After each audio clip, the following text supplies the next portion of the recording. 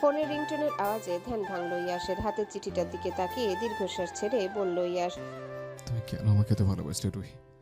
আমি যে তোমার ভালোবাসার যোগ্য ছিলাম না কোনো কালে। আমার জন্য নিজের জীবন দিতে ভাবলো না একবার। অথচ আমি মানুষটা কত নিষ্ঠুর। তোমার প্রতি এক বিন্দু ভালোবাসা জন্মালো না আমার। তোমাকে ভালো না বাসলেও আমি মনে রেখেছি। আমার হৃদয়ের গভীরতম স্থানে রেখে দিয়েছি তোমাকে যত্ন করে। ফোনের রিংটোন বেজে যাচ্ছে বারবার। বিরক্তিতে কপাল কুঁচকালো ইয়াস। চিঠিটা যত্ন করে রেখে দিল যেখানে ছিল সেখানেই। ফোনটা হাতে তুললেই দেখলো উজ্জ্বল কল দিয়েছে ওকে। বলো ভাইয়া। তুমি কি আসবে না ইয়াস? না। তোমার উপমার অ্যাক্সিডেন্ট হয়েছে, হাতে পায়ে আর মাথায় প্রচণ্ড ব্যথা পেয়েছে। তুমি না ওকে ভালোবাসো? ভালোবাসার মানুষকে এভাবে কষ্ট দিচ্ছ যে? ইয়াসের চোখে মুখের ভাবভঙ্গির পরিবর্তন হয়ে গেল মুহূর্তেই। ইয়াসের চোখে মুখের ভাবভঙ্গির পরিবর্তন হয়ে গেল মুহূর্তেই। ওর উপমার অ্যাক্সিডেন্ট হয়েছে মানে?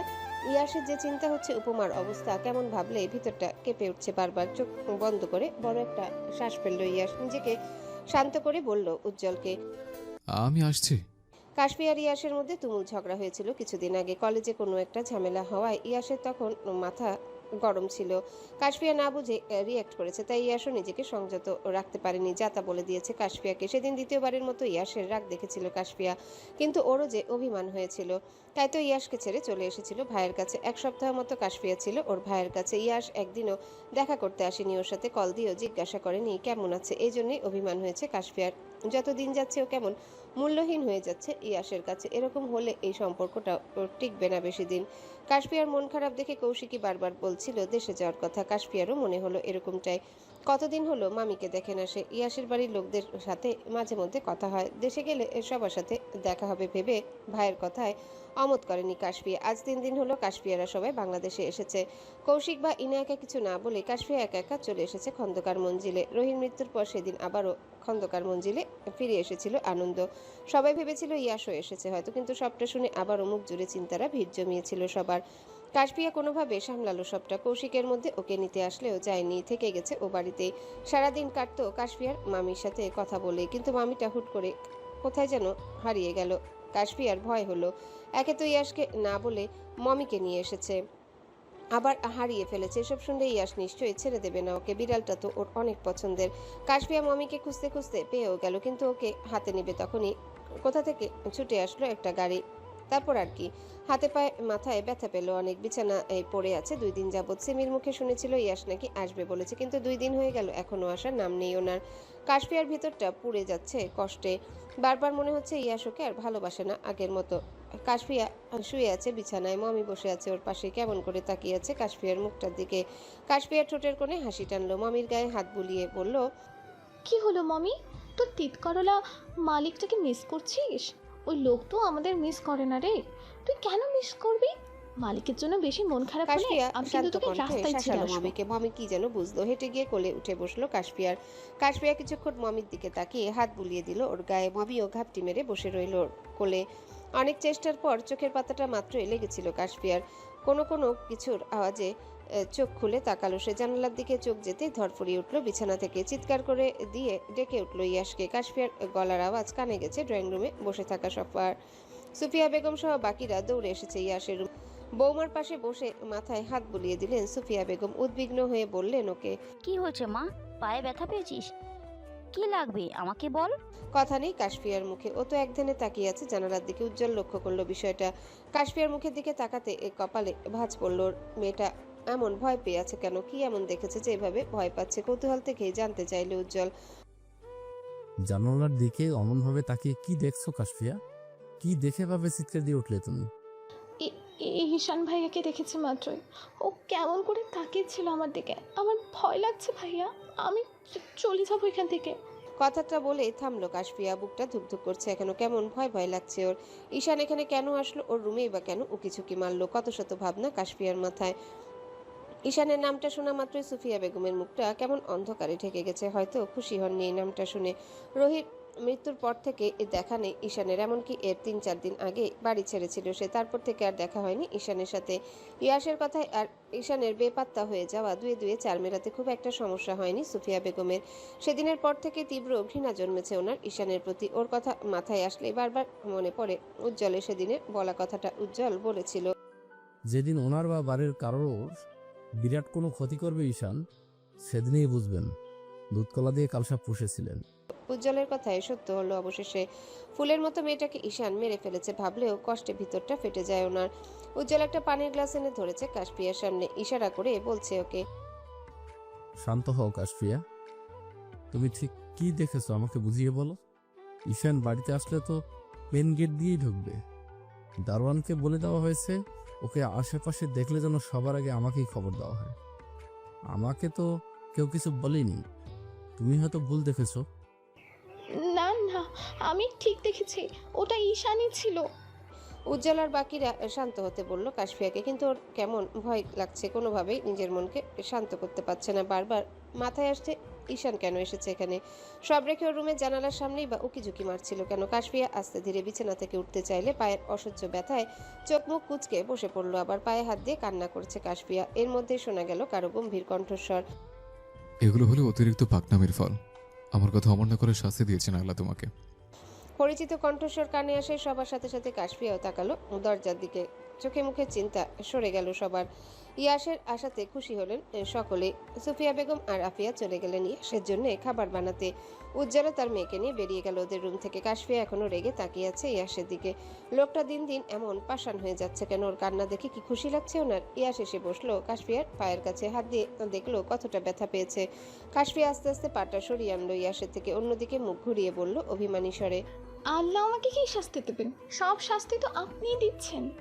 তুমি আমাকে কম শাস্তি দিচ্ছ? কাশফিয়া কথা বলল না, চুপ করে তাকিয়ে রইল আগের মতো। ইয়াস এগিয়ে আসলো কাশফিয়ার কাছে, নিজের দুহাতে রাজধায় ওর ছোট্ট মুখটা নিয়ে চা এলো নিজের দিকে, চোখের পানি মুছে দিয়ে বলল সে, কান্না করো না উপমা, কান্না করলে তোমাকে খুব বাজে দেখায়। আমার উপমাকে হাসি দিয়ে মানে। ইয়াসের নরম কথায় মন গড়ল না কাশফিয়া, ঝাড়া মেরে ওর হাত দুটো সরিয়ে দিল সে। নাক টেনে বলল আগের মতো করে, আমি তো আপনার কেউ হই না, আমি কান্না করলেই বা আপনার কি? ইয়াস ঘাড় কাত করে তাকিয়ে আছে কাশফিয়ার দিকে, বুকে হাত রেখে বলল শান্ত কণ্ঠে, তুমি কান্না করলে আমার এইখানটা চিনচিন ব্যথা করে। ইয়াসের মন ভোলানো কথায় প্রতিবারের মতোই গলে গেল কাশফিয়া। এই লোকটার উপর রাগ করে থাকতে পারে না সে, কিভাবেই বা থাকবে? যত ঝগড়া ঝামেলাই হোক, এই মানুষটা যে ওকে আগলে রাখে নিজের সবটা দিয়ে।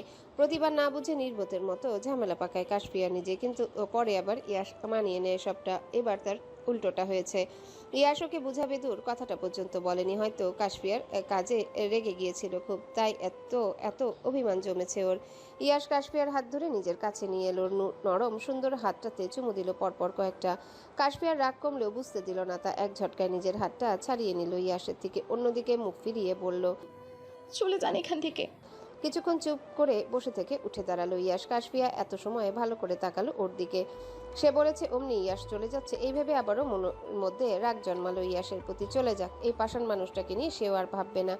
ঘড়ির কাঁটা জানান দিচ্ছে রাত প্রায় 12টার কাছাকাছি। অন্ধকার রুমটাতে একা বিছানায় শুয়ে আছে কাশফিয়া। ইয়াস একবার এসেছিল রুমে, কাশফিয়া ইচ্ছে করে কথা বলেনি ইয়াসের সাথে, তখন ওভাবে চলে যেতে বলায় ইয়াসের নিশ্চয় রাগ হয়েছে। কাশফিয়ার এই ভুলের শাস্তি দিতে এখন আর কথাই বলবে না ওর সাথে।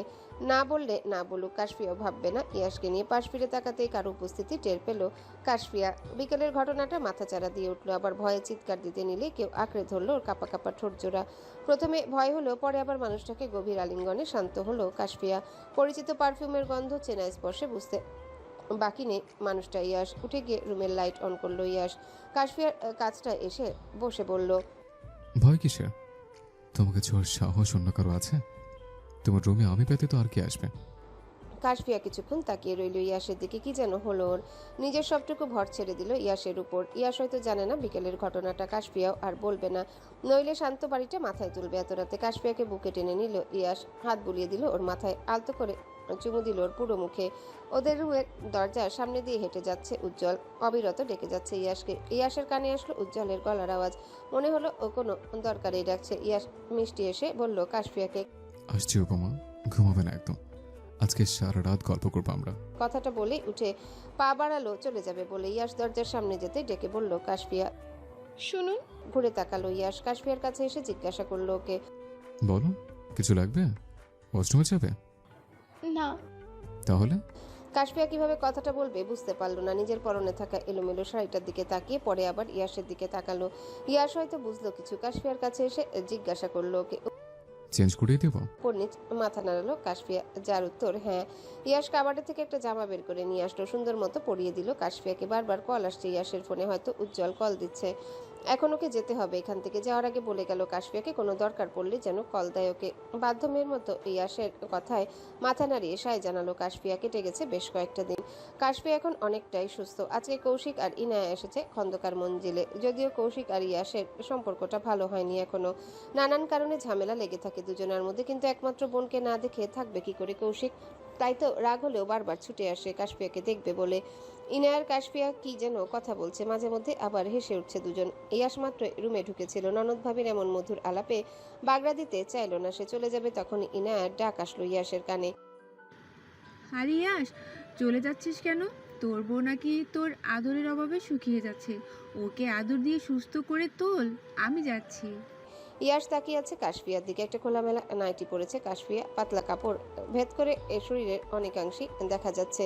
এগুলো নিশ্চয়ই ইনায়ের বুদ্ধিতে করেছে। কাশফিয়ার এমন উদ্ভট সাজ পোশাকে বিরক্ত হলো ইয়াস। ইনায়ের রুম থেকে বেরিয়ে যেতেই বলল রেগে মেগে। এসব কি পড়ছো উপমা? রুমের দরজাটাই বা খোলা রেখেছো কেন?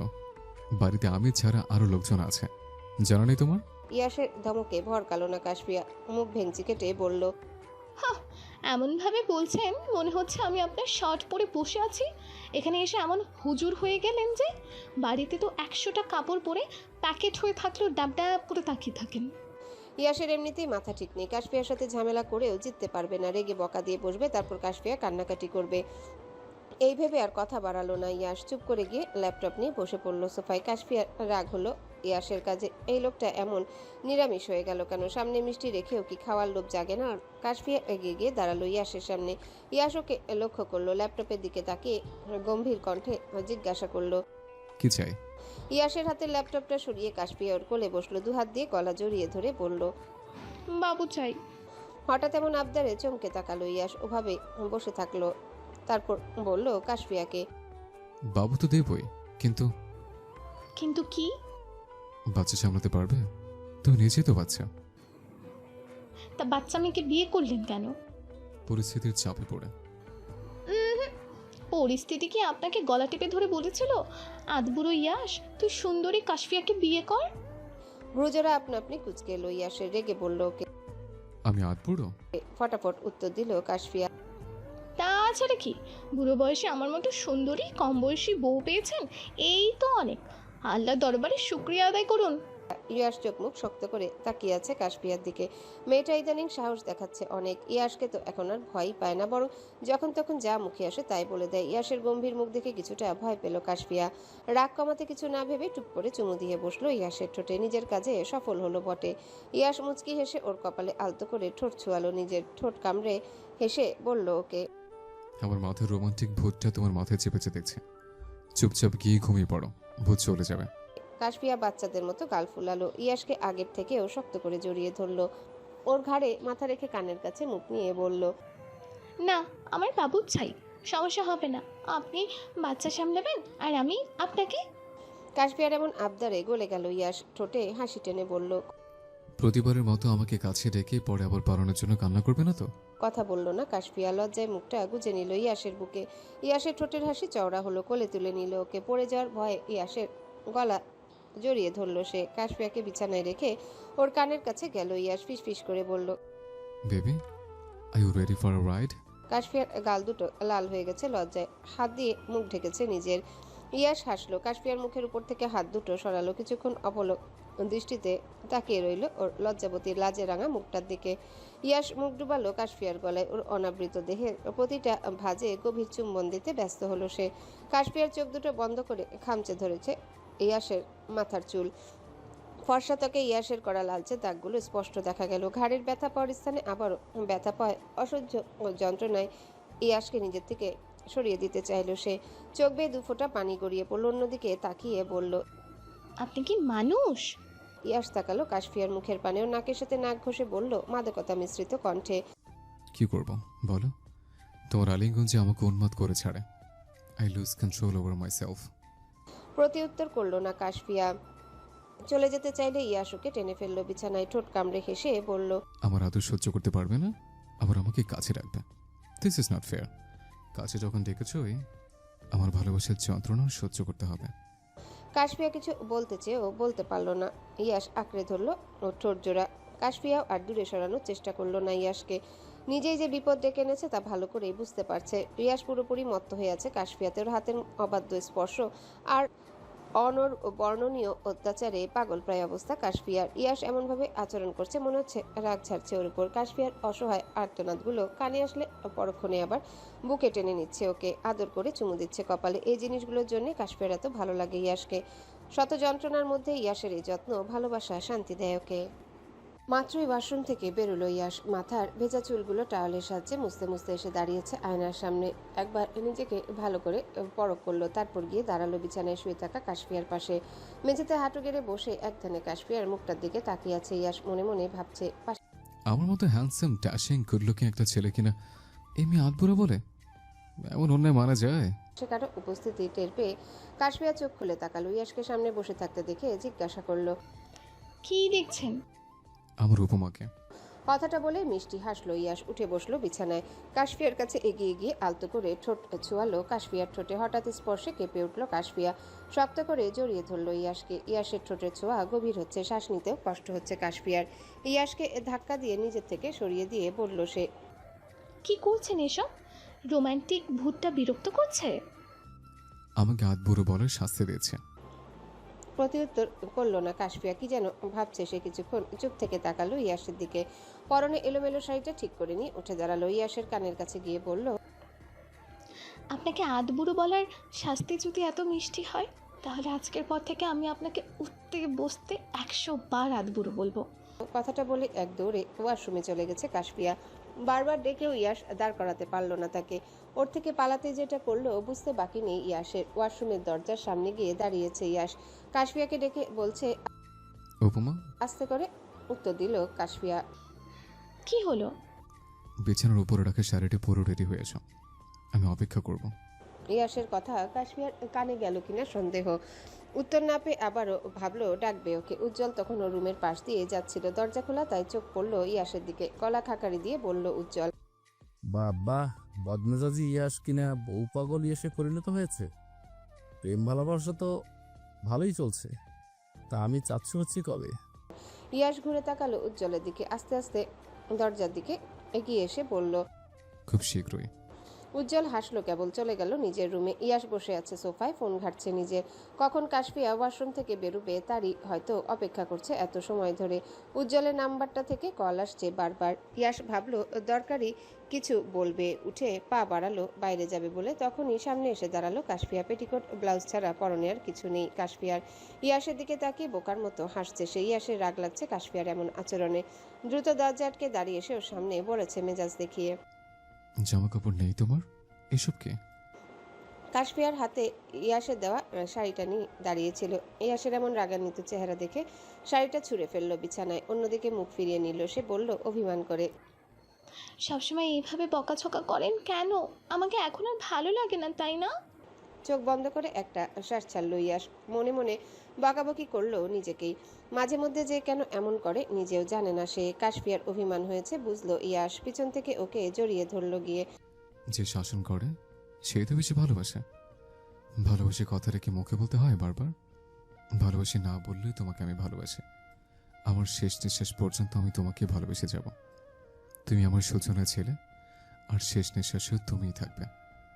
আমি তোমাকে ভালোবাসি উপমা, নিজের সবটুকু দিয়ে ভালোবাসি। আমি চাই তুমি কেবল আমার থাকো। তোমার ভাবনা, ভালোবাসা সবটাই হোক আমাকে ঘিরে। তাই তো এত আগলে রাখি তোমায়। শান্ত হলো কাশফিয়া, তাকালো ইয়াসের মুখ পানে। মনে মনে নিজের উপরে রাগ হলো ওর। বারবার না বুঝে কেন ভুল ভাবে ইয়াসকে। ইয়াস শক্ত করে জড়িয়ে ধরলো কাশফিয়াকে। কাশফিয়া নিজের মাথা রাখলো ইয়াসের বুকে। ভুল বোঝাবুঝি মিটে গেল দুজনার। কিছু সময় না যেতেই হইচই শুরু হয়েছে নিচে। কানে এলো ইয়াস কাশফিয়া দুজনারই। কাশফিয়াকে রুমে বসতে বলে ইয়াস নিচে নামলো। কি হয়েছে জানবে বলে। উজ্জ্বলের মুখে সবটা শুনে বুঝলো বাড়ির আশেপাশে ঈশানকে দেখেছে। সিমি সহ অন্যরাও রাগ হলো। ঈশানের ফর্সা চেহারাটা অন্ধকারে ঢেকে গেল মুহূর্তেই। কাউকে কিছু না বলেই বাড়ি থেকে বেরিয়ে গেল ইয়াশ। পিছু পিছু গেল উজ্জ্বলও। কাশফিয়াদের চলে যাওয়ার সময় হয়ে এসেছে, হয়তো আরও কিছুদিন এখানে থাকবে, তারপর আবার লন্ডনে ব্যাক করবে ওরা। আজকে কাশফিয়া সকাল থেকে রান্নাঘরে শাশুড়িকে সাহায্য করছে সকল কাজে। আফিয়া মাত্রই এসেছে রান্নাঘরে। কাশফিয়াকে এত কাজ করতে দেখে বারবার বলছে ওকে রুমে যেতে, কিন্তু কাশফিয়া শুনলো না ওর কথা। আফিয়া এগিয়ে এলো, কাশফিয়ার হাতে থাকা খুন্তিটা কেড়ে নিয়ে বলল, তোমাকে এসব করতে হবে না কাশফিয়া, তুমি আমার ভাইয়ের একমাত্র আদরের বউ। এসব করছো জানলে সে আমাদের গর্দান নেবে। তুমি বরং আমাকে ফুপি ডাক শোনানোর দায়িত্বটা পালন করো। শেষের কথাটায় কিছুটা লজ্জা পেল কাশফিয়া। সুফিয়া বেগমও মুচকি হাসছেন মেয়ে বৌমার কথা শুনে। কাশফিয়ার চোখ গেল দরজার দিকে। মমি এসে দাঁড়িয়েছে অসহায়ের মতো। কাশফিয়ার কেমন মায়া হলো ওকে দেখে। কাছে গিয়ে কোলে নিল মমিকে। আফিয়ার সুফিয়া বেগমের কথা মেনে যেতে শুরু করলো নিজের রুমের দিকে। রহির রুমের পাশ দিয়ে যাচ্ছিল কাশফিয়া। দরজাটা খোলা দেখে চোখ গেল নিস্তব্ধ রুমটার দিকে। পা জোড়া থেমে গেল ওর। দরজায় লাগানো পর্দাটা সরাতেই দেয়ালে টাঙানো রোহিত ছবিটায় চোখ আটকে গেল ওর। আস্তে আস্তে হেঁটে গিয়ে দাঁড়ালো ছবিটার সামনে। রোহিত শ্যামলা মুখের মন ভোলানো সেই হাসিটা আবারও দেখলো কাশফিয়া। নিঃসন্দেহে ওকে নাম দেওয়া যায় মায়াবতী। এই অতি সুন্দর মেয়েটাকে ইয়াশ এত অবজ্ঞা করলো ওর জন্যে। মাঝে মধ্যে এগুলো ভাবলে মনে হয় রোহিত সত্যিই বলতো কাশফিয়া ভাগ্যবতী। দেয়ালে টাঙানো রোহিত ছবিটা হাত দিয়ে ছুঁয়ে দেখলো কাশফিয়া। ও নেই ভাবতেই বুকের ভেতরটা মোচড় দিয়ে উঠলো। সেদিন যদি কোনোভাবে রোহিত জায়গায় কাশফিয়া গিয়ে দাঁড়াতো, কোনোভাবে যদি বেঁচে যেত রোহি, হয়তো মেয়েটার অপূর্ণ ইচ্ছেগুলো কিছুটা হলে সত্যি হতো। সিমির ডাকে ধ্যান ভাঙলো কাশফিয়া। নিজেকে স্বাভাবিক করে বেরোলো রোহির রুম থেকে। যাওয়ার আগে পুরো রুমটাতে চোখ বুলিয়ে গেল সে। ঈশানকে পাগলের মতো খুঁজে যাচ্ছে ইয়াশ। ওর নামটা মাথায় এলেই রাগে রক্তবর্ণ ধারণ করেছে ওর চোখ দুটো। ঈশানকে নিজে হাতে মারতে না পারলে শান্তি পাবে না, সেগুলো ভাবতে ভাবতে পারিবারিক কবরস্থানের দিকে যাচ্ছিল ইয়াশ। আজকে একবার ঘুমন্ত পরীকে দেখে আসবে সে। রোহির কবরের সামনে আসতে থমকে দাঁড়ালো ইয়াশ। ওর উপস্থিতি টের পেয়ে কেউ একজন দ্রুত চলে গেল ওখান থেকে। ইয়াশের সন্দেহ হলো, মনে হলো লোকটাকে আগেও দেখেছে। কিছু না ভেবেই পিছু নিল। কিছু দূর যেতে সুফিয়া বেগমের সাথে ধাক্কা লাগলো ইয়াশের। ওনার চিন্তিত মুখটার দিকে তাকিয়ে জিজ্ঞাসা করলো, কি হয়েছে আম্মু? আমার উপমা ঠিক আছে? সুফিয়া বেগমের কেমন লাগছে ইয়াশকে এখানে দেখে? ভয়ে হাত পা কাঁপছে ওনার, তবুও নিজেকে সামলে নিয়ে বললেন, না, বৌমা ঠিক আছে। তাহলে এই সময়ে এখানে আসলে যে? আমি এখানে আসছি এটা তো তোমাকে বলে আসলাম। কি উত্তর দেবেন বুঝতে পারলেন না সুফিয়া বেগম। শুকনো ঢোক গিলে আমতা আমতা করে বললেন, এমনি ইয়াশ, পুলিশের মতো জেরা করছো কেন? কারণ আছে তাই। তুমি ঈশানের সাথে দেখা করতে এখানে এসছো, তাই না আম্মু? কয়েক পা পিছিয়ে গেলেন সুফিয়া বেগম। ইয়াশ বুঝলো কি করে এ বিষয়টা। মায়ের থমথমে মুখটা দেখে বুঝতে বাকি নেই তার আন্দাজটা তাহলে ঠিক। ইয়াশের রাগ হলো প্রচণ্ড। এত কিছুর পরেও ঈশানের প্রতি ওর মায়ের মায়া কমেনি। ছেলের রাগান্বিত মুখশ্রীর দিকে তাকিয়ে আছেন সুফিয়া বেগম। সামনের রাস্তা ধরে ইয়াশ চলে যেতে চাইলে উনি থামিয়ে দিয়ে হাত ধরে বললেন, ঈশান রুহিকে মারিনি ইয়াশ, রুহি তো ওর বোন, কিভাবে ওকে মারবে বলো? ইয়াশ এক ঝটকায় নিজের হাতটা ছাড়িয়ে নিল মায়ের থেকে। রেগে কিছু বলতে যাচ্ছিল, থেমে গেল উজ্জ্বলের চোখের ইশারায়। ওদের থেকে খানিকটা দূরে দাঁড়িয়ে আছে উজ্জ্বল। আস্তে ধীরে সুফিয়া বেগমের পাশে এসে দাঁড়ালো। রাগত স্বরে বলল ওনাকে, আপনার আবেগ আপনি নিজের কাছে রাখুন চাচি। ক্যাফের সিসিটিভি ফুটেজ দেখে আমি আন্দাজ করেছি ওটা ঈশানে। বাংলাদেশ পুলিশ ওকে খুঁজছে, সেজন্য তো পালিয়ে বেড়াচ্ছে।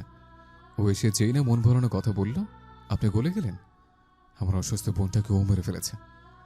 আপনি যদি ও ছটফটানো দেখতেন তাহলে বুঝতেন কতটা কষ্ট পেয়ে সে মারা গেছে। আমার বোনের জায়গায় আপনার মেয়ে থাকলেও ঈশানের প্রতি এইভাবে মায়া দেখাতেন?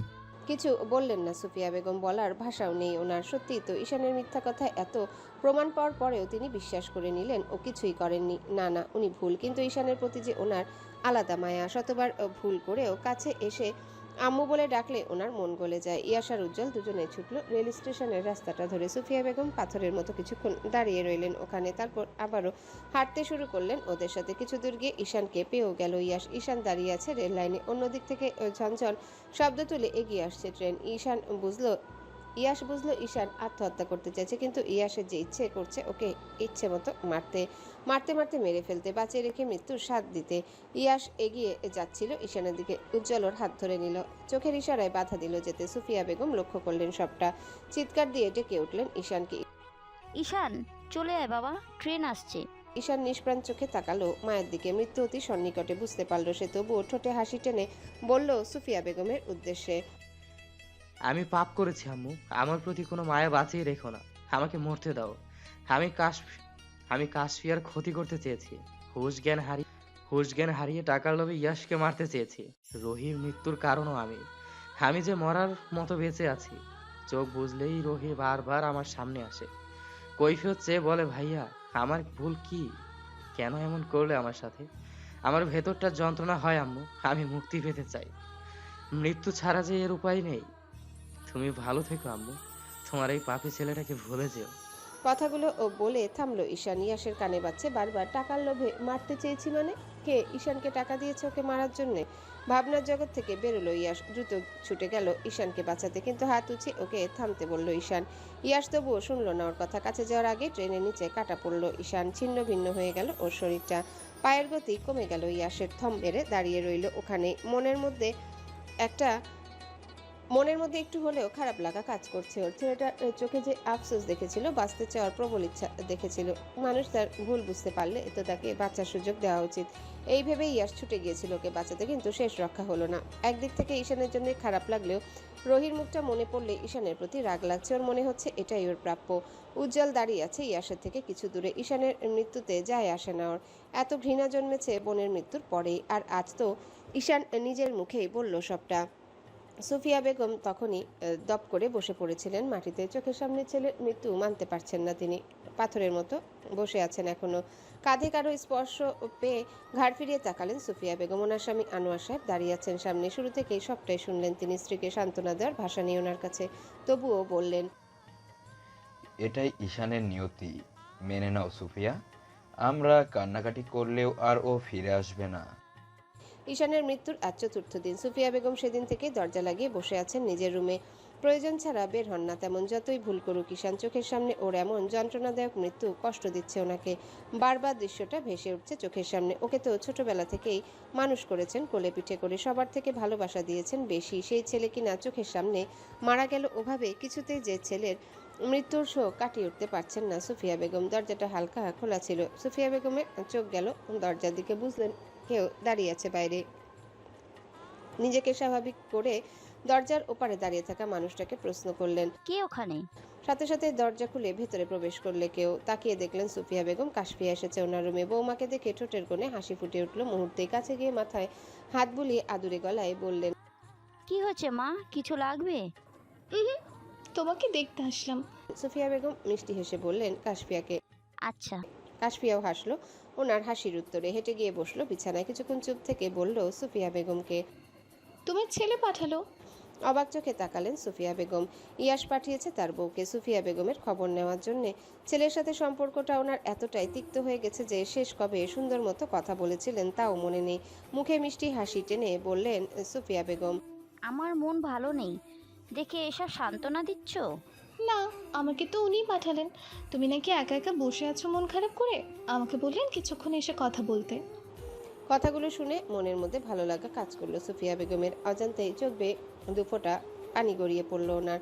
ইয়াসের তবে রাগ কমেছে ওর মায়ের প্রতি। এই দিনটার জন্যই যে অপেক্ষা করছিলেন তিনি। এক ছেলের পরিবর্তনে খুশি হলেও অন্য ছেলের মৃত্যু যে ভিতরটা পোড়াচ্ছে ওনার। সুফিয়া বেগম আর ইয়াস দাঁড়িয়ে আছে পাশাপাশি। ইয়াস ছাদে এসেছে অনেকক্ষণ। সুফিয়া বেগম এসেছিলেন রোদে শুকাতে দেওয়া কাপড় নিতে। তখনই দেখলেন ছেলেকে। ইচ্ছে হলো কথা বলার। কতদিন হলো আম্মু ডাক শুনেন না ইয়াসের মুখে। নিজে গিয়ে পাশে দাঁড়ালেন ইয়াসের। ইয়াস দেখলো কিনা সন্দেহ, নীরব রইল সে। সুফিয়া বেগম প্রথমে কথা না বললেও কিছুক্ষণ অপেক্ষার পর নীরবতা ভেঙে তিনি বললেন, আমি তোমার সাথে কথা বলতে চাই ইয়াস, সময় আছে তোমার? ইয়াস আগের মতো দাঁড়িয়ে থেকে উত্তর দিল সুফিয়া বেগমের কথাই। শুনছে। আমার প্রতি তোমার এত রাগ কেন ইয়াস? আমাকে আম্মু বলে ডাকতে মুখে বাঁধে তোমার? আমার কি ইচ্ছা করে না তোমার মুখে আম্মু ডাক শুনতে? কেন এত দূরত্ব বাড়ালে এই বাড়ি আর বাড়ির মানুষগুলোর সাথে? ইয়াস আলতো হাসলো, তার ছেলের স্বরে বলল, তোমার তো বয়স কম হয় না আম্মু, রাগ আর অভিমানের মধ্যে ফারাক বুঝতে পারো না? কথা নেই সুফিয়া বেগমের মুখে। ইয়াসের কথার মানে কি এটাই যে সে অভিমান করেছে মায়ের উপর? সুফিয়া বেগমের চুপসে যাওয়া মুখটা দেখে হাসি পেল ইয়াসের। ছাদের রেলিংয়ে ভর দিয়ে তাকালো আকাশপানে। দীর্ঘশ্বাস ছেড়ে বলল ওনাকে, আমারও তোমার স্নেহ পেতে ইচ্ছে করে। প্রচণ্ড জ্বরে গা পুড়ে গেলে একা রুমে শুয়ে থেকে বিড়বিড় করে আমি তোমাকে ডাকতাম, আশা করতাম তুমি আসবে, মাথায় হাত বুলিয়ে সান্ত্বনা দেবে। তুমি কি সব কখনো করেছো? দুই এক পা পিছিয়ে গেলেন সুফিয়া বেগম, স্তব্ধ হয়ে তাকিয়ে রইলেন ইয়াসের দিকে। বলতে ইচ্ছে করলো ওনাকে, ইয়াশ, তোমাকেও আমি ভালোবাসি বাবা। তো মনের কথা মনে রয়ে গেল, মুখ ফুটে বললেন না কিছুই। মায়ের নির্বাক চাহনি দেখে আবারও বলল ইয়াস, তুমি আমাকে ভালোবাসোনি আম্মু। আমাকে সব সময় দূরে ঠেলে দেওয়ার কারণটা কি বলবে? এই যে তোমাদের এত অভিযোগ আমি বাড়িতে আসি না, তোমাদের সাথে কথা বলি না, এগুলো কেমনি এমনি আমার ভেতরটাও পড়তো, আমারও কষ্ট হতো, বারবার মাথায় ঘুরতো। কেন আবার আম্মু আমাকে দূরে ঠেলে দিয়ে অন্য কাউকে বুকে টেনে নেন? আমি কি তার ছেলে নই? ছেলের এমন প্রশ্নের উত্তরে কি দিবেন বুঝে উঠতে পারলেন না সুফিয়া বেগম। মুখ চেপে ডুক রেখে দিয়ে উঠলেন তিনি। নিজের দোষে কি তবে দূরত্ব বাড়ালেন ছেলের সাথে? ইয়াসের মনে এত অভিমান জমে আছে ওনার প্রতি, কিভাবে বুঝাবেন উনি? কখনোই ইয়াসের খারাপ চাননি, ভালো হবে ভেবে পাঠিয়েছেন বিদেশে, পড়াশোনা করে ছেলে মানুষ হবে এই আশাই তো ছিল ওনার মনে। মা ছেলের মধ্যে এত দূরত্ব বাড়বে জানলে কখনোই করতেন না এসব। নিজেকে সামলে নিলেন সুফিয়া বেগম, বললেন ইয়াসকে, আমি তোমার আম্মু ইয়াশ, তুমি আমাকে মানো আর নাই মানো, আমি তোমাকে পেটে ধরেছি, পৃথিবীর আলো দেখিয়েছি। মা তোমাকে ভালোবাসি ইয়াশ, তুমি ভুল বুঝেছো আমাকে। ইয়াস শেষে উড়িয়ে দিল কথাটা, হয়তো বিশ্বাস করেনি সুফিয়া বেগমও বুঝলেন বিষয়টা, তবুও বলতে শুরু করলেন তিনি, তৈবা আফিয়া তখনও পৃথিবীতে আসুনি। তোমার দাদি বাড়ির প্রতিটা লোক, পাড়া প্রতিবেশী আমাকে কত কথা শোনাতো। বাচ্চা কাচ্চা হচ্ছিল না, তাই না পেরে ঈশানকে নিয়ে এসেছিলেন তোমার বাবা। তারপর তোমার বোন এলো, তুমি এলে। পেটে না ধরলেও ঈশান আমার প্রথম সন্তান, তাই হয়তো ওর প্রতি এত ভালোবাসা আমার। আমি তোমাকেও ভালোবাসি ইয়াস, তুমি আমার নিজের ছেলে। কথাগুলো বলে থামলেন সুফিয়া বেগম। ইয়াসকে ওখানে রেখে দৌড়ে চলে গেলেন ছাদ থেকে। কাশফি এত সময় দাঁড়িয়েছিল সিঁড়ির দরজার কাছে। ইয়াসের যে ওর আম্মুর প্রতি রাগ অভিমান জমে আছে তা অজানা নয় কাশফিয়া, তবে কখনোই কথা বলেনি এগুলো নিয়ে। আজ কেমন খারাপ লাগা কাজ করছে শাশুড়ির অশ্রু ভেজা চোখগুলো দেখে। ওনার চোখে মুখে যে ইয়াস প্রতি মায়া আর অপরাধ বোধ ছিল তা স্পষ্ট দেখেছে কাশফিয়া। কাশফিয়া এসে দাঁড়ালো ইয়াসের পাশে, বলল ওকে, মায়েদের প্রতি রাগ অভিমান জমিয়ে রাখতে নেই। উনি আর কতদিন বলুন? এবার না হয় যাওয়ার আগে সবার সাথে সম্পর্কটা ঠিক করে যাব। পরের বার এসে ওনাকে না পেরে আফসোস হবে না আপনার?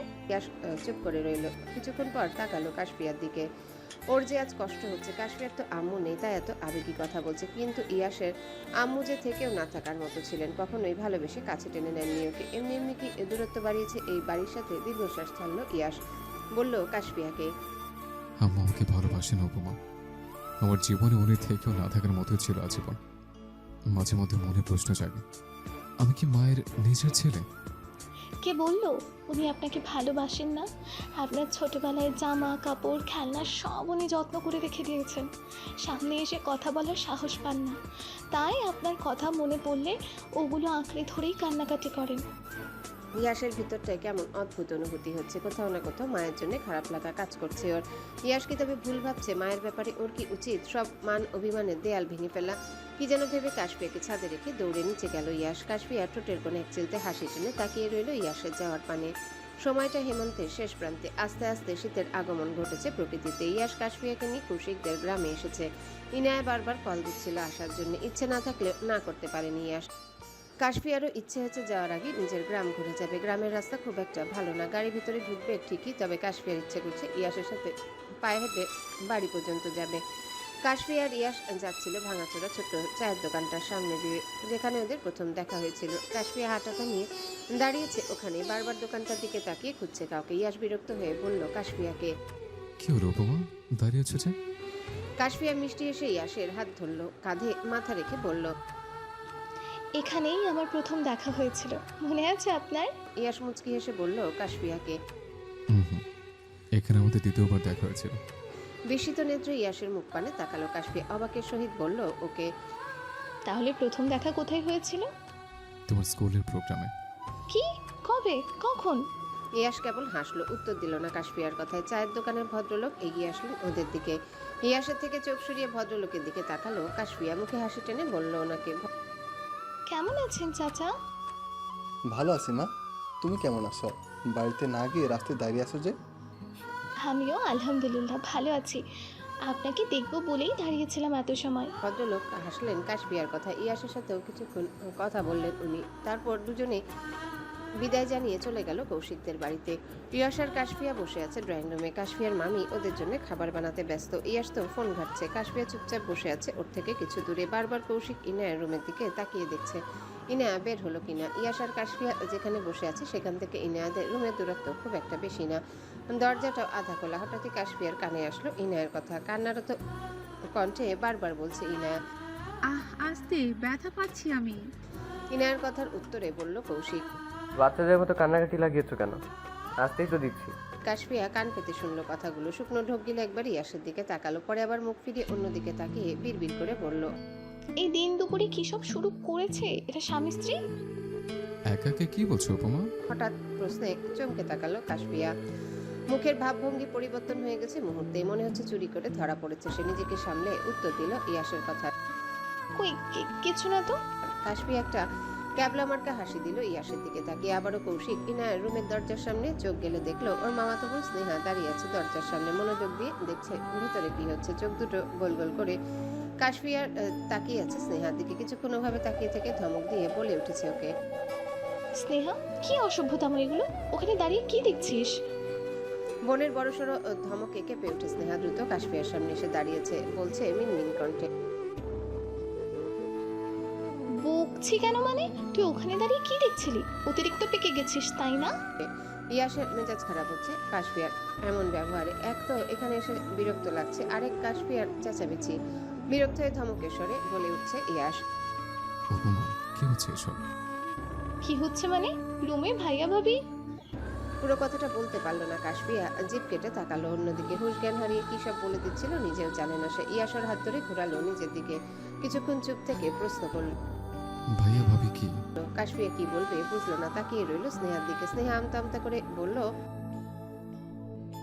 কথাটা বলে এক মুহূর্ত দাঁড়ায়নি স্নেহা, ছুটে চলে গেছে ড্রয়িং রুম ছেড়ে। কাশফিয়া হা করে তাকিয়ে আছে যাওয়ার দিকে। নিজের মাথায় নিজেই কাকটা মেরে বলল বিড়বিড় করে, ছি ছি ছি ছি, নাউজুবিল্লাহ, এত খারাপ মাইন্ড আমার! কি সব ভেবে বসে আছি। ইয়াস হয়তো বুঝলো কিছু। হাসতে হাসতে গিয়ে বসলো সোফায়। কাশফিয়া দাঁড়িয়ে রইল আগের জায়গাতে। বোকা বোকা চাহনিতে তাকিয়ে রইল ইয়াসের হাসি মাখা মুখটার দিকে। ইয়াস হাসি থামালো। কাশফিয়ার হাত টেনে নিজের কোলে বসিয়ে বলল, যখন তখন আমার দুষ্ট চাহনিতে আমাকে সিরিয়াস করার চেষ্টা করো না তো বউ। আমি কন্ট্রোল হারিয়ে ফেললে প্রতিবারের মতো তুমি পালানোর জন্য কান্না করবে। লজ্জা পেল কাশফিয়া, মুখ লোকালো ইয়াসের বুকে। ইয়াস হাসলো। বইয়ের কাজে ওর কথায় লজ্জা পেয়ে ওর বুকে মুখ লোকালো উপমা। ইনায়া মাত্রই বেরোলো রুম থেকে। সাথে ছিল কৌশিক। ইনায়া মজা করলেও লজ্জায় অন্যদিকে মুখ ঘুরিয়ে নিল কৌশিক। দাঁত কিরমির করে বলল ইয়াসকে, বুড়ো বয়সে বাচ্চা মেয়ে বিয়ে করলে এই হয়। লজ্জার সময় মাথা খেয়েছে এই ছেলে। ফটাফট উত্তর দিল ইনায়া। তুমি কেমন আমার জানা তুমি কেমন আমার জানা আছে। নিজেও তো আধবুড়ো, কপাল ভালো তাই আমাকে পেয়েছো। এত মেজাজ কিসের তোমার? ওর বউকে ও মারবে কাটবে যা ইচ্ছে করবে, তোমার কি? সবসময় ইয়াসের পক্ষ নিয়ে কথা বলবে না ইনায়া। ওর বউ হওয়ার আগেই কাশফিয়া আমার বোন। ভাইয়ের কথা কানে আসলো কাশফিয়া। দ্রুত সরে গেল ইয়াসের কাছ থেকে। কৌশিকের রসকসীন চেহারাটা দেখে রাগ হলো ইয়াসের। বুঝে পায় না ইয়াস আগে তো কৌশিকের কি এমন হলো যে ইয়াসকে দেখলে মুখের হাসি মিলিয়ে যায়। ইয়াস উঠে দাঁড়ালো। কৌশিকের কথার উত্তর দিলে সেও পাল্টা উত্তর দিল। দুজনের মধ্যে তর্কাতর্কি হলো অনেকক্ষণ। ইয়াস রেগে বেরিয়ে আসতে চাইলে কাশফিয়াও যেতে চাইলো ওর সাথে, বাধা দিল কৌশিক। রক্তচক্ষু নিয়ে কৌশিকের দিকে তাকালো ইয়াস। ঝাড়া মেরে কাশফিয়ার হাতটা ওর থেকে ছাড়িয়ে নিয়ে বলল, নিজের সীমানার মধ্যে থাকবে কৌশিক। উপমা এখানে থাকতে চাইলে আমি ওকে আটকাবো না, কিন্তু জোর করে ওকে আমার থেকে দূরে সরাতে চাইলে খারাপ হবে। কি খারাপ হবে? মারবি আমাকে? দরকার পড়লে তাই করবো। ইয়াস, কৌশিক আর ইয়াসের ঝগড়া ঝামেলা দেখে বিরক্ত হচ্ছে কাশফিয়া। এমনিতেই সকাল থেকে মাথাটা ঘুরছে ভন ভন করে, তার মধ্যে এসব ঝামেলা। কাশফিয়ার শরীরটা কেমন অবশ হয়ে আসছে। চোখের সামনে সবকিছু অন্ধকার ঠেকছে। ইয়াসের হাতটা ধরে ওর কাঁধে মাথা রাখলো কাশফিয়া। চোখ বন্ধ করে শ্বাস ফেলে বলল ওকে, বাড়ি চলুন, আমার ভালো লাগছে না এখানে। বোনের অবস্থা দেখে চিন্তা হলো কৌশিকের। উদ্বিগ্ন হয়ে বলল, কাশফি বোন আমার কি হয়েছে তোর? আমাকে বল কি হয়েছে।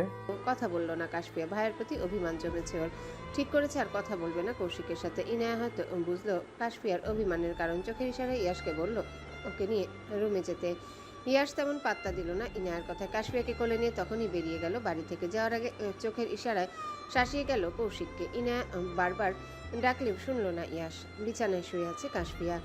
ওকে ঘিরে রেখেছেন বাড়ির সবাই। হুট করে ওর শরীর খারাপ কেন হলো বুঝে আসছে না কারোরই। ডাক্তার ডাকতে গেলে বারবার মানা করছে কাশফিয়া। সবাইকে বুঝিয়েছে ওর কিছুই হয়নি। সবার সাথে কথা বলা শেষে কাশফিয়া ঘাড় কাত করে তাকিয়েছে সোফায় বসে থাকা ইয়াসের দিকে। ওর চোখে মুখে চিন্তার ছাপ স্পষ্ট। কাশফিয়ার এমন অবস্থা দেখেই হয়তো চিন্তা হচ্ছে। সুফিয়া বেগম লক্ষ্য করলেন বিষয়টা। এক এক করে রুম থেকে বেরিয়ে গেলেন সবাই। ইয়াস এসে বসলো কাশফিয়ার পাশে। ওর হাত টেনে চুমু দিল বেশ কয়েকটা। কাশফিয়া মুচকি হেসে বলল ইয়াসকে, আমি ঠিক আছি। সত্যিই তো? হুম। কাল আমরা ফিরছি। দ্রুত উঠে বসলো কাশফিয়া। বলল ইয়াসকে, কোথায়? যেখানে ছিলাম এতদিন। আরে কিছুদিন থাকি, আমার যেতে ইচ্ছে করছে না। কথা শুনলো না ইয়াস। নানা বাহানা দিয়ে বলল কাশফিয়াকে কালই তাদের ফিরে যেতে হবে। গাল ফুলিয়ে বিছানায় শুয়ে পড়লো কাশফিয়া। বারবার ডাকলেও শুনলো না ইয়াসের কথা। ইয়াস জানে কি করলে ওর উপমার এই রাগ গলে পানি হয়ে যাবে, তাই জোরাজোরি না করে চলে গেল রুম থেকে বেরিয়ে। সময়টা সন্ধ্যা মাত্রই রুমে ঢুকলো ইয়াস। কাশফিয়ার বিছানায় পড়ে ঘুমোচ্ছে বেঘরে। ইয়াস আর বিরক্ত করলো না। হাতে থাকা শপিং ব্যাগটা বিছানার একপাশে রেখে আবারও দ্রুত পায়ে হেঁটে বেরিয়ে গেল রুম থেকে। নিচে নামবে বলেই যাচ্ছিল ইয়াস, চোখ গেল রহির রুমের দিকে। দরজাটা আধ খোলা দেখে ইচ্ছে হলো ভিতরে ঢুকবে। দেরি করলো না ইয়াস, দরজা ঠেলে ভিতরে প্রবেশ করলো সে। পুরো রুমে চোখ বুলালো একবার। দেয়ালে টাঙানো রহির ছবিটার দিকে চোখ গেল। তখন আস্তে আস্তে হেঁটে সামনে গিয়ে দাঁড়ালো। ভালো করে দেখলো ছবিটা যেখানে টাঙানো তার থেকে খানিকটা দূরে কলমের কালি দিয়ে লেখা। কিছুটা পিছিয়ে গেল ইয়াস। গলাটা কেমন যেন শুকিয়ে আসলো ওর। এই লেখাগুলো নিশ্চয়ই অনেক আগের। ইস, আজ খুব খারাপ লাগছে ইয়াসের। রুহি কেন করলো এমন? ইয়াসের থেকে পারফেক্ট কেউ হয়তো ওর জন্য অপেক্ষা করছিল। কেন ওকে বাঁচাতে নিজে বিদায় নিল পৃথিবী থেকে? ইয়াসের যে কষ্ট হয় আজও বারবার রহির মুখটা ভেসে ওঠে চোখের সামনে। নিজেকে অপরাধী মনে হয় ওর। ইয়াস মিস করে সেই ছোট্ট রহিকে। বারবার রুমের সামনে এসে উকিঝুঁকি মারত রহি। বড়সড় ধমক দিলে আবারও কান্না করে ভাসাতো। ইয়াস যখন লন্ডনে চলে যায় রহি ব্যতীত কারোরই হয়তো মন খারাপ হয়নি। তখন মেয়েটার কান্না দেখে প্রথমবারের মতো ওর জন্য মায়া হয়েছিল। ইয়াসের মাথায় হাত বুলিয়ে বলেছিল ও ফিরে আসবে আবার। রোহিত চোখে মুখে তখন খুশির ঝিলিক দেখেছিল সে। ইয়াস বাড়ি আসার পর যখন দেখা হলো ওদের, তখনও রোহিত চাহনিতে ইয়াসের প্রতি অদ্ভুত এক মায়া ছিল। ইয়াস কি আর জানতো মেয়েটা তখনও নিজের মন প্রাণ দিয়ে ভালোবাসতো ইয়াসকে? জানলেই বা কি করতো? এই ব্যাপারে যে ও বরাবরই কঠোর। নিজের ভালোবাসার উপমা ব্যতীত আর কাউকে দেবে না সে। ইয়াস কথাগুলো ভেবে দীর্ঘশ্বাস ফেললো। দেয়ালে টাঙানো রোহিত ছবিটায় হাত ছুঁয়ে বলল, আমি তোমাকে ভুলিনি রোহি, মনে রেখেছি, রাখবো আজীবন। তখনই কানে আসলো উজ্জ্বলের ডাক। ঘাড় ফিরিয়ে তাকালো ইয়াস। চোখের চশমাটা ঠেলে উজ্জ্বল বলল ইয়াসের উদ্দেশ্যে, ছাদে যাবে ইয়াস? কেন? অনেকদিন হলো আড্ডা দেই না আমরা। কাল তো চলেই যাবে, চলো আর জমিয়ে আড্ডা দিই। ইয়াস মুচকি হেসে সম্মতি জানালো উজ্জ্বলের কথায়। রোহি রুমের দরজাটা আটকে চলে গেল দুজন মিলে ছাদে। কৌশিক আগে থেকে অপেক্ষা করছিল ইয়াসদের আসার জন্য। তবে ইয়াস ওকে দেখে খুব একটা খুশি হয়নি। মুখ দেখে বোঝা যাচ্ছে তা। উজ্জ্বল দুজনকে একসাথে করেছে ওদের মধ্যে বনিবনা করিয়ে দিতে। পাশাপাশি চেয়ারে বসে আছে ইয়াস আর কৌশিক, মাঝখানে উজ্জ্বল। পিনপতন নীরবতা বিরাজ করছে জায়গাটাতে। নীরবতা ভেঙে প্রথম কথা বলল উজ্জ্বলই, তোমরা না ভালো বন্ধু ছিলে? বন্ধুত্বের সম্পর্কে এত তিক্ততার কারণ কি জানতে পারি? ইয়াস কথা বলল না, ভাবলেশীনভাবে বসে রইল আগের মতোই। তবে কৌশিক কথা বলল, মেজাজ দেখিয়ে বলল সে, ইয়াস ভুল করেছে। তুমি জানো ওর নজর খারাপ। ইয়াস আমার ছোট্ট বোনের দিকে কুনজর দিয়েছিল বহু বছর আগে।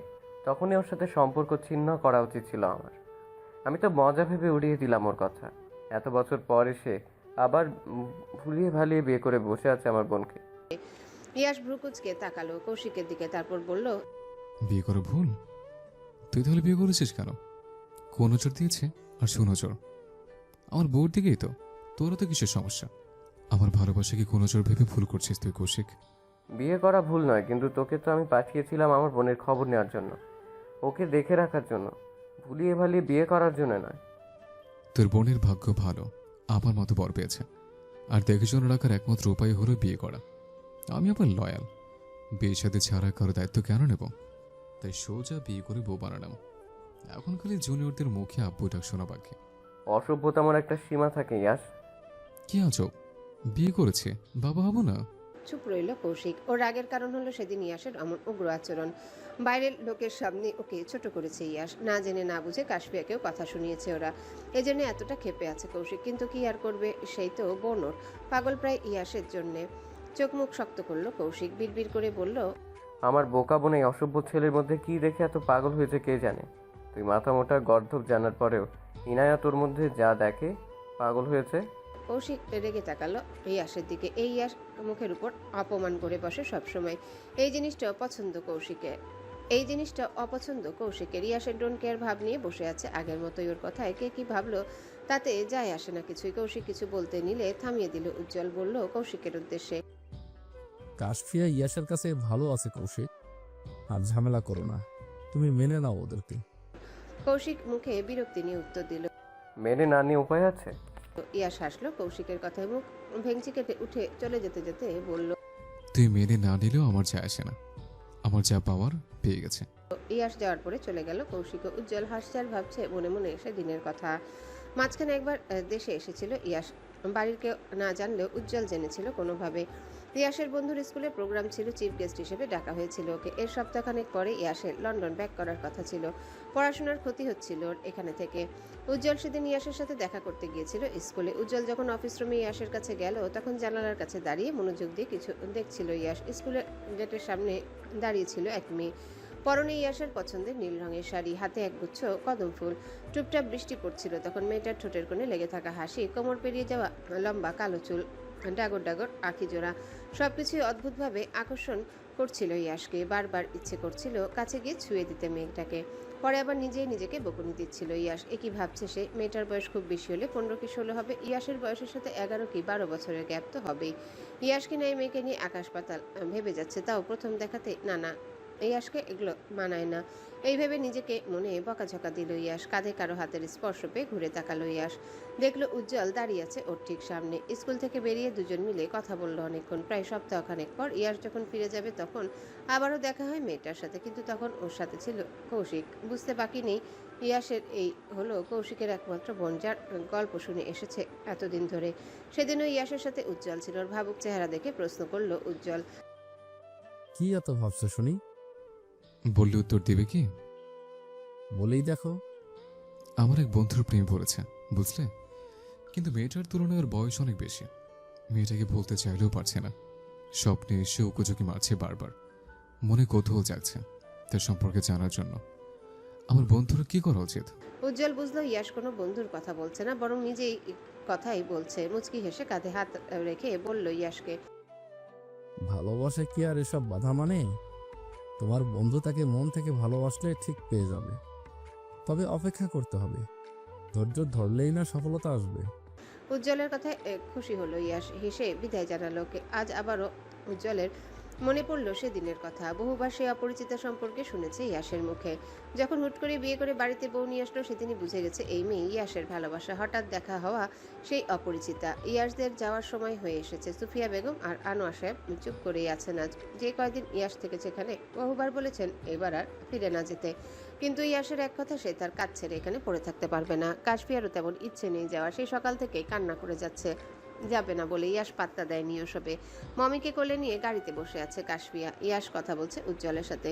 বাড়ির সবার থেকে বিদায় নিয়ে গাড়িতে উঠতে যাবে তখনই কানে আসলো সুফিয়া বেগমের কণ্ঠস্বর। আবার কবে আসবে? ঘুরে তাকালো ইয়াস। মায়ের কথার উত্তরে বলল সে, হয়তো আর আসবে না।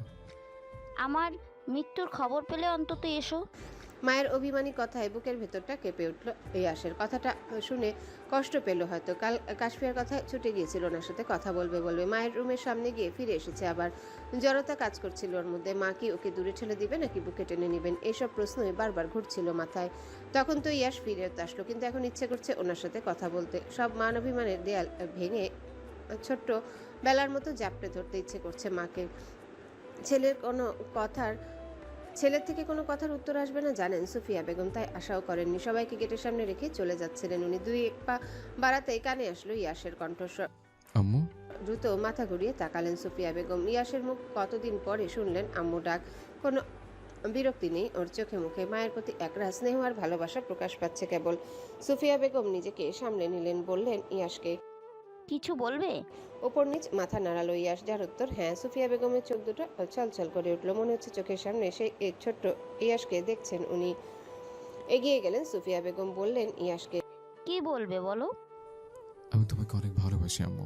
সুফিয়া বেগমের চোখ বেয়ে দুফোঁটা পানি গড়িয়ে পড়লো। তখনই দৌড়ে গিয়ে ইয়াসকে জড়িয়ে ধরে বললেন কান্নারত কণ্ঠে, আমিও তোমাকে ভালোবাসি বাবা। আমি মিস করব তোমাকে। আমার ভুল ছিল ইয়াশ। তুমি মায়ের প্রতি এত রাগ করে থেকো না। তুমি আমার প্রতি রাগ করে থাকলে আমি মরেও শান্তি পাবো না বাবা। কাশফিয়া তত সময় নেমে এসে দাঁড়িয়েছে ইয়াসের পাশে। কিছুক্ষণ আগের মন খারাপ চলে গেছে নিমিষে। আফিয়া আর উজ্জ্বলও দাঁড়িয়ে আছে পাশে। ইয়াস আর সুফিয়া বেগমের সম্পর্কটা ভালো হয়েছে দেখে খুশি হয়েছে ওরাও। গাড়িতে উঠে বসলো ইয়াস আর কাশফিয়া। সবাইকে বিদায় জানিয়ে চলে গেল নিজেদের গন্তব্যে। ইয়াসরা লন্ডন ব্যাক করেছে আজ 1 সপ্তাহ হতে চললো। প্রতিদিনই কথা হয় বাড়ির মানুষদের সাথে। ইয়াসও কথা বলে ওর মায়ের সাথে। সবটা ঠিকঠাক হয়ে গেছে দেখে ভালোই লাগছে কাশফিয়ার রেজাল্ট এসেছে বেশ অনেক দিন হলো। পড়াশোনাতেও এতটা ভালো না হলেও একেবারে খারাপ না, যথেষ্ট ভালো রেজাল্ট এসেছে। এখানকার যে কোনো ভালো ভার্সিটিতেই ভর্তি হওয়া যাবে। মাঝখানে ইয়াস কাশফিয়ার ঝগড়া ঝামেলার জন্য খেয়াল করেনি এই বিষয়টা। তবে আজ একটু নিশ্চিন্ত হলো। ইয়ানার সাথে কথা বলে কৌশিক নাকি কোনো একটা ভালো ভার্সিটিতে ভর্তি করিয়ে দিয়েছে কাশফিয়াকে। ব্যস্ততার জন্য ভার্সিটি সম্পর্কে তেমন কোনো তথ্য নেওয়া হয়নি ইয়াসে। তবুও ভেবেছিল সবটা জেনে আজ নিয়ে যাবে কাশফিয়াকে। কিন্তু মহারানীর নাকি মন ভালো না, সে আজ বাড়িতেই থাকবে। ইয়াসও জোর করলো না, চলে গেল নিজের কাজে। মনোযোগ দিয়ে ক্লাস নিচ্ছে ইয়াস। ও লেকচার দিচ্ছে আর স্টুডেন্টরা সবাই তাকিয়ে আছে ওর দিকে। মেহেক মেয়েটা বসেছে প্রথম বেঞ্চে, পাশেই সাইফান। মেহেকের ভীষণ রকমের মন খারাপ ছিল আজ। ইয়াসের হাসি মাখা মুখটা দেখে ও সব মন খারাপ উড়ে গেছে কোথায় যেন। হঠাৎ ইয়াসের কানে আসলো মেয়েলি কণ্ঠস্বর। বিরক্তির ছাপ পড়লো পুরো মুখ জুড়ে। কেউ ডেকে বলছে ইয়াসকে। May I come in sir? বইয়ের দিকে মুখ রেখে উত্তর দিল Yas. No, you're late, stand there. Saifan এবার তাকালো দরজার সামনে থাকা মেয়েটার দিকে, পরে আবার ইয়াসের দিকে তাকিয়ে কিছু বলতে নিলে থামিয়ে দিল মেহেক। সাইফান ভাবছে মনে মনে মেয়েটা কি এখানেই ভর্তি হয়েছে, কিন্তু দেখে তো ওকে জুনিয়র মনে হয়। এই ক্লাসে কি করছে? তবে কি ইয়াসের মনোযোগ নিজের দিকে নিবে বলেই কাজ করেছে হয়তো, তাই মনে মনে এই ভেবে হাসলো সাইফান। স্যারের কিন্তু ভাগ্য ভালো, এই বয়সে এমন কম বয়সে সুন্দরী বউকে পায়।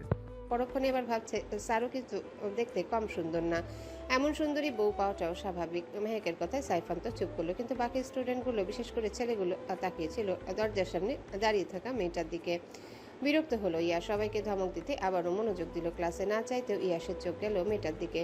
চমকালো সে। ইয়াসের উপমা এখানে এই ভার্সিটিতে কি ভর্তি হয়েছে? তবে সব ছেড়ে ইয়াসের মাথায় ঘুরপাক খেতে লাগলো। সবগুলো ছেলে একটু আগে ওভাবে তাকিয়ে ওর উপমাকে দেখছিল। কথাটা ভাবনায় আসতে রাগে মুখের ভাবভঙ্গি পরিবর্তন হয়ে গেল ইয়াসের। দ্রুত ক্লাস থেকে বেরিয়ে কাশফিয়ার হাত ধরে টেনে নিয়ে গেল একপাশে। কাশফিয়ার হাতে ব্যথা লাগায় চোখ মুখ কুচকে বলল সে। আরে করছেন কি? ইয়াস ছাড়লো না কাশফিয়ার হাত, আরো শক্ত করে ধরে বলল মেজাজ দেখিয়ে। কেন এসছে এখানে? পড়বো বলে। আমি পড়বো না বলায় আপনি তো বললেন অশিক্ষিত বউয়ের সাথে সংসার করবেন না। তোমাকে এত পড়তে হবে না উপমা, কোনো দিকে না তাকিয়ে এক্ষুনি বাসা যাবে। কাশফিয়ার হাসিটা চুপসে গেল মুহূর্তে। গাল ফুলিয়ে তাকিয়ে রইল অন্যদিকে। কাশফিয়াকে দাঁড় করিয়ে রেখে ক্লাসে গেল ইয়াস। মিনিট কয়েক পরে আবারও ফিরে আসলো সে। ওর হাত টেনে নিয়ে গেল নিজের অফিসে। চেয়ারে বসে রেখে চোখ মুখ শক্ত করে বলল। আমি ক্লাস শেষ করে ফিরে না আসা পর্যন্ত এখানে বসে থাকবো। এক পাও যদি নাড়িয়েছ পাক কেটে ফেলবো বলে দিলাম। এভাবে ধমকালে আমি এক্ষুনি বেরিয়ে যাব। সবসময় এভাবে বকুনি না দিয়ে চুমুটুমুও তো দিতে পারেন, নিরামিষ লোক একটা। ইয়াস প্রথমে রেগে তাকালো কাশফিয়ার দিকে। কাশফিয়া ভাবলো ভুল করেছে, সে চুপ করে বসে রইল বাধ্যমের মতো। ইয়াস হুট করে এসে উঠল কাশফিয়ার ভয়ার্ত মুখশ্রী দেখে। এগিয়ে গেল ওর কাছে। কাশফিয়া কিছু বুঝে ওঠার আগে ইয়াস ঠোঁট আঁকড়ে ধরল। ওর শত চেষ্টা করেও কাশফিয়া নিজের থেকে দূরে সরাতে পারল না ইয়াসকে। কিছুক্ষণ পর ইয়াস ছেড়ে দিল ওকে। বড় বড় শ্বাস ফেলে ইয়াসের দিকে রেগে তাকালো কাশফিয়া। ইয়াস ঠোঁট কামড়ে হাসলো। কাশফিয়ার ঠোঁটে আবারও ছোট করে একটা চুমু দিয়ে বলল। এসব কি উপমা? আমার চুমুর পাওয়ার সহ্য করার ক্ষমতা নেই, আবার আমাকে কাছে রাখো কেন? কাশফিয়ার ঠোঁটের কোণে দুষ্টুমিতে ভরা হাসি। ইয়াসের গলা জড়িয়ে ধরে বলল ওকে। পুরো আপনি তাকেই তো সামলাই আমি, এই চুমু আর কি। ইয়াস হেসে উঠল কাশফিয়ার কথায়। উপমা ভালোই জব্দ করতে শিখেছে ইয়াসকে। কেমন কথার জালে ফাঁসিয়ে দিল ওকে। 1 ঘন্টা ধরে ইয়াসের অফিসে বসে আছে কাশফিয়া। বিরক্ত হচ্ছে সে, আর বসে থাকতে পারবে না এখানে। এইভাবে উঠে দাঁড়িয়েছিল চলে যাবে বলে। তখনই দরজার সামনে দাঁড়িয়ে থাকা ইয়াসকে দেখলো। 2 হাত বুকে ভাঁজ করে দরজার সাথে হেলান দিয়ে দাঁড়িয়ে আছে ইয়াস। রেগে তাকিয়ে আছে কাশফিয়ার দিকে। ইয়াসের এমন রাগান্বিত চেহারা দেখে দ্রুত চেয়ারে বসে পড়ল কাশফিয়া। তাকিয়ে রইল মেঝের দিকে। ইয়াস হেঁটে আসলো ওর কাছে। কথা না বলে হাতটা ধরে নিয়ে গেল বাইরে। কাশফিয়া বসে আছে ইয়াসের মার্সিডিজ কারটাতে। ইয়াস গেটের সামনে দাঁড়িয়ে কথা বলছে অন্য এক প্রফেসরের সাথে। কথা শেষ হলে চলে আসবে এমন সময় মেহেক ছুটে এসেছে কোথা থেকে। ইয়াসের সামনে দাঁড়িয়েছে সে। ইয়াস বিরক্ত হলো। চলে যেতে নিলেই বলল মেহেক। পর্বতেশ, চলে যাচ্ছেন কেন স্যার? আমি তো আপনার সাথে কথা বলতেই আসলাম। আমি তোমার কথা শুনতে চাই না মেহেক, জাস্ট লিভ নাও। বলেছি না আমার সামনে আসবে না।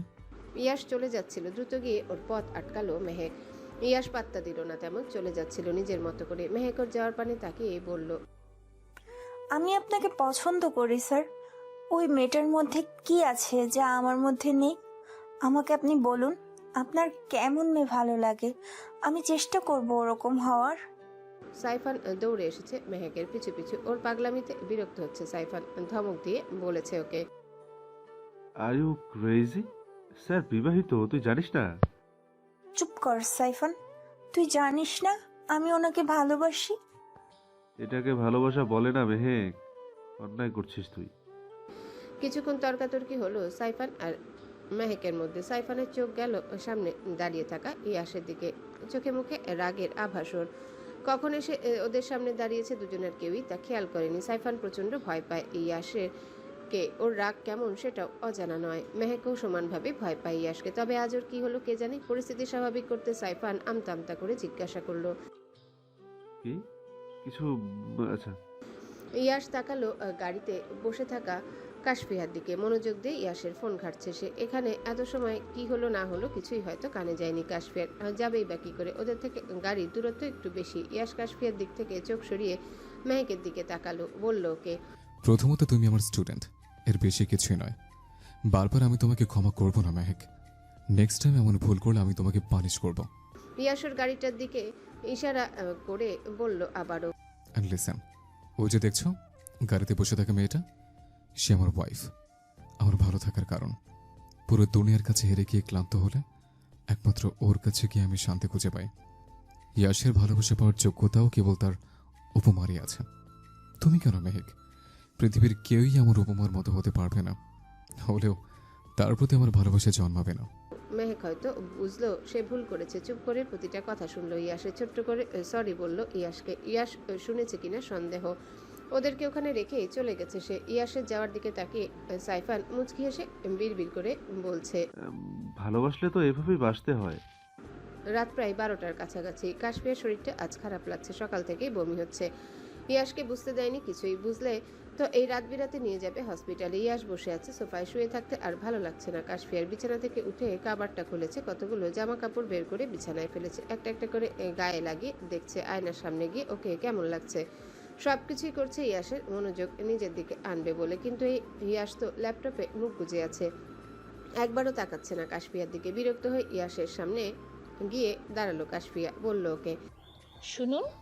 নিজের কাজে ব্যস্ত থেকে উত্তর দিল ইয়াস, বলুন। আমি আগের থেকে অনেকটা মোটা হয়ে গেছি, তাই না?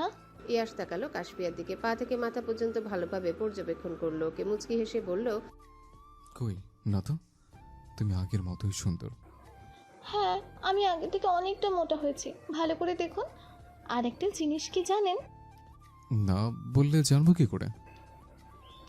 আমার না ইদানিং অনেক টক খেতে ইচ্ছে করে, এনে দিবেন? ইয়াস ল্যাপটপের দিকে চোখ রেখে আস্তে করে বলল, এনে দেব। কাশফিয়ার রাগ হলো, হাতের জামাটা বিছানায় ছুঁড়ে ফেলে বিড়বিড় করে বলল, বোকা লোক একটা, এত কিছু বলি তাও বুঝে না। ইয়াস ল্যাপটপ থেকে চোখ সরিয়ে তাকালো কাশফিয়ার দিকে। কি বলেছে না বুঝলো, মুখের ভাবভঙ্গি দেখে বুঝলো কাশফিয়া রাগ করেছে কোনো কারণে। ইয়াস উঠে এসে পাশে দাঁড়ালো কাশফিয়ার, পেছন থেকে জড়িয়ে ধরে বলল ওকে, কি হয়েছে উপমা? কি হবে? কিছুই হয়নি, ছাড় তো আমাকে। ছাড়বো না। তোমার না বাবু চাই? কাশফিয়া ঘুরে তাকালো ইয়াসের দিকে, ওর বুকে হাত রেখে মিষ্টি হেসে বলল, চাই তো। ইয়াস হেসে কাশফিয়ার কানের কাছে গেল, ফিসফিস করে বলল ওকে, তাহলে তো পালে পালে করছো কেন? চলো বাবু আনার প্রসেস শুরু করি। আর ইউ রেডি? কাশফিয়া হাসলো, দুহাত দিয়ে গলা আঁকড়ে ধরলো ইয়াসের। ইয়াস একটু একটু করে এগিয়ে যাচ্ছিল ওর দিকে। তখনই কাশফিয়ার গাটা গুলিয়ে উঠলো। ইয়াসের থেকে নিজেকে ছাড়িয়ে দ্রুত ছুটে গেল ওয়াশরুমে। কি হলো বুঝতে না পেরে ওর পিছু পিছু গেল ইয়াসও। মাথাটা ঘুরছে কাশফিয়ার, পেটে যাচ্ছিল উগলে দিয়েছে সব। টাল সামলাতে না পেরে পড়ে যেতে নিলে দুহাতে আগলে নিয়েছে ইয়াস। কাশফিয়ার এমন অবস্থা দেখে চিন্তা হলো, সময় নষ্ট না করে ওকে কোলে তুলে নিয়ে গেল বিছানায়। উদ্বিগ্ন হয়ে বলল বারবার, উপমা কি হচ্ছে তোমার? শরীর খারাপ লাগছে? কোথায় কষ্ট হচ্ছে আমাকে বলো। নিভু নিভু চোখে ইয়াসে চিন্তিত মুখটার দিকে তাকিয়ে উত্তর দিল কাশফিয়া, আমি ঠিক আছি। না না, তুমি ঠিক নেই, তুমি অসুস্থ উপমা। আমাকে আগে বলোনি কেন তোমার শরীর খারাপ লাগছে? কথাগুলো বলে ইয়াশ দ্রুত উঠে দাঁড়ালো। ফোন খুঁজে নিয়ে এলো কাউকে কল দিবে বলে। কাশফিয়ার বুঝতে বাকি নেই এই ডাক্তার ডাকতে চাইছে ইয়াশ। কাশফিয়া ইয়াশের শার্টের কলার টেনে ধরতে ইয়াশ মাথাটা নুইয়ে তাকালো ওর দিকে। এই সুযোগে ইয়াশের কানে ধরে রাখা ফোনটা কেড়ে নিল কাশফিয়া। ওর হাতটা টেনে এনে রাখলো নিজের উদরের উপর। ইয়াশ কাশফিয়ার মুখ পানে তাকাতে হেসে বলল, কাশফিয়া আমাদের জুনিয়র আসছে। ইয়াশ কিছু সময় থম মেরে বসেছিল ওভাবে। কাশফিয়া কি বলছে নিউরনে পৌঁছাতে চোখ মুখে অদ্ভুত এক ভালো লাগা প্রকাশ পেল ইয়াশের। কাশফিয়া ধরে রাখা হাতটার দিকে একবার তাকিয়ে পরে আবার তাকালো ওর দিকে। ঠোঁটের কোণে ফুটে উঠল হাসি। দ্রুত কাশফিয়াকে বুকে টেনে নিল ইয়াশ। চুমু দিল ওর পুরো মুখে, শক্ত করে জড়িয়ে ধরে বলল, আমি যা শুনলাম তা কি সত্যি? আমি বাবা হতে চলেছে? আমার ভিতরে এক অদ্ভুত কাঁপুনি হচ্ছে উপমা। আমার আনন্দ হচ্ছে, খুব আনন্দ হচ্ছে। আমি তোমাকে কি বলে ধন্যবাদ দিব বলো তো? আমি আপনাকে কি বলে ধন্যবাদ দেব? আপনি যে আমার মন খারাপের নির্ভরযোগ্য ঔষধ, আমার ভালো থাকার কারণ, আমার ছন্ন ছাড়া জীবনে আপনি আসার দীপ্ত আলো। ভালোবাসি প্রফেসর সাহেব, ভালোবাসি আপনাকে। সাথে সাথেই উত্তর এলো ইয়াশের থেকে। আমি তোমাকে ভালোবাসি উপমা, তোমাতে আমার সূচনা আর তোমাতেই সমাপ্তি।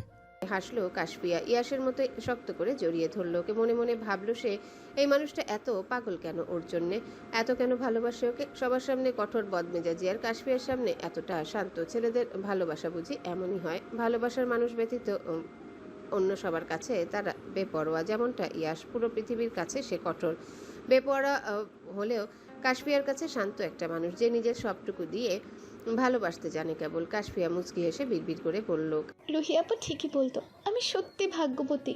কাশফিয়া বিছানায় পড়ে ঘুমোচ্ছে বেঘরে। ওর মাথার কাছটায় বসে আছে ইয়াশ। ফোনের রিংটোন কানে আসতে সেন্টার টেবিলের উপর থেকে ফোনটা এনে চোখের সামনে ধরল ইয়াশ। উজ্জ্বলের নাম্বার থেকে কল এসেছে দেখে ঠোঁটের কোণে হাসি ফুটে উঠল। কলটা রিসিভ করে ফোনটা কানে ধরতে উদ্বিগ্ন কণ্ঠে প্রশ্ন করল উজ্জ্বল, কাশফিয়া নাকি অসুস্থ? ওর কি হয়েছে ইয়াশ? তোর দেখিয়েছো? চিন্তার কিছু নেই তো? হ্যাঁ দেখিয়েছি, চিন্তার কিছুই নেই। চিন্তার কিছু নেই মানে? তোমার আপু তো বললো অসুস্থ। কি হয়েছে বুঝিয়ে বলো। ইয়াশ হাসলো, মাথার চুলগুলো ঠেলে পিছনের দিকে সরালো। আস্তে করে বলল উজ্জ্বলকে। You are going to be an uncle. Ujjwal উৎফুল্ল হয়ে বলল সাথে সাথে, রিয়েলি? আমি ঠিক শুনলাম? তুমি একদম ঠিক শুনেছ। সুখবর পেয়ে খুশি হলো উজ্জ্বল। তবু ইয়াশকে লজ্জা দিতে বলল, কিন্তু ইয়াশ, তুমি না বললে তোমার বউ বড় হওয়ার সময় দিলে না? বাসর সেরে জুনিয়রকে নিয়ে আসার ধাপ তো দেখি আগেই অতিক্রম করে ফেলেছো। আমার সামনে নিরামিষ সেজে ভাব দেখাতে, তাই না? কি করব বলো? সামনে ভাজা মাছ থেকে লোভ সামলাতে পারে কেউ? বউ ছোট তো কি হচ্ছে, আমি ওকে পেলে বসে বড় করে নেব। লজ্জা না দিয়ে অভিনন্দন জানাও আমাকে। নিজের কাজে ব্যর্থ হলো উজ্জ্বল। মুখে হাসি টেনে বলল ইয়াশকে, অভিনন্দন ইয়াশ। কলটা কাটো, বাড়ির সবাইকে এক্ষুনি জানিয়ে আসি খুশির খবরটা। ইয়াশ কলটা কেটে দিল। জানতো উজ্জ্বলের রিয়াকশন এমনই হবে। ফোনটা হাত থেকে রেখে কাশফিয়ার পাশে বসলো ইয়াশ। ওর পেটের উপর থেকে কাপড় সরিয়ে কাপা কাপা হাতে স্পর্শ করলো ইয়াশ। ইয়াশের ঠোঁটের কোণে হাসি খেলে গেল মুহূর্তে। এ কেমন অনুভূতি হচ্ছে ওর? মনে হচ্ছে পৃথিবীর সব সুখ ইয়াশের কাছে। বাবা হওয়ার অনুভূতি কি তবে এমনই? আবারও রিংটোন বেজে উঠলো ইয়াশের ফোনে। ভাবলো উজ্জ্বলই কল দিচ্ছে, কিন্তু ফোনটা হাতে নিতেই সাইফানের নামটা ভেসে উঠলো ফোনের স্ক্রিনে। ইয়াশ প্রথমে রিসিভ না করলেও বারবার কল আসায় বিরক্ত হয়ে রিসিভ করলো। ও কিছু বলবে তার আগে ভয়ার্ত কণ্ঠে বলল সাইফান, হ্যাঁ আমি চিনেছি। কি হচ্ছে সাইফান? Are you okay? কোনো সমস্যা আছে? কি হয়েছে? ইয়াশা থেকে কিছু দূরেই দাঁড়িয়ে আছে সাইফান আর ওর পাশের পুলিশের পোশাক পরিহিত লোকগুলো। ওনারা চোখের ইশারায় কিছু বললেন ইয়াশকে। ইয়াশ হয়তো বুঝলো ওনাদের ইশারার মানে। একে একে রুম থেকে বেরিয়ে গেলেন সবাই। রইল কেবল সাইফান আর ইয়াশ। সাইফান মেহেককে নিয়ে বসালো সোফায়। পাশে গিয়ে বসলো ইয়াশ আর সাইফান নিজে। মেহেক ভয় পেয়ে আছে, কান্না করতে করতে চোখ ফুলে গেছে ওর, তাকানো যাচ্ছে না মুখটার দিকে। ওর এমন অবস্থা দেখে সেন্টার টেবিলে রাখা পানির গ্লাসটা মেহেকের সামনে এনে ধরলো ইয়াশ। বলল ওকে, শান্ত হ মেহেক, কি হয়েছে আমাকে বুঝিয়ে বলো। মেহেক শান্ত হলো কিছুটা। পানির গ্লাস হাতে নিয়ে ঢকঢক করে পান করলো সে। কিছু সময় নীরব থেকে আচমকায় কান্না করে দিল। কান্না করতে করতে বলল ইয়াশকে, তখনই কি হলো মেহেক?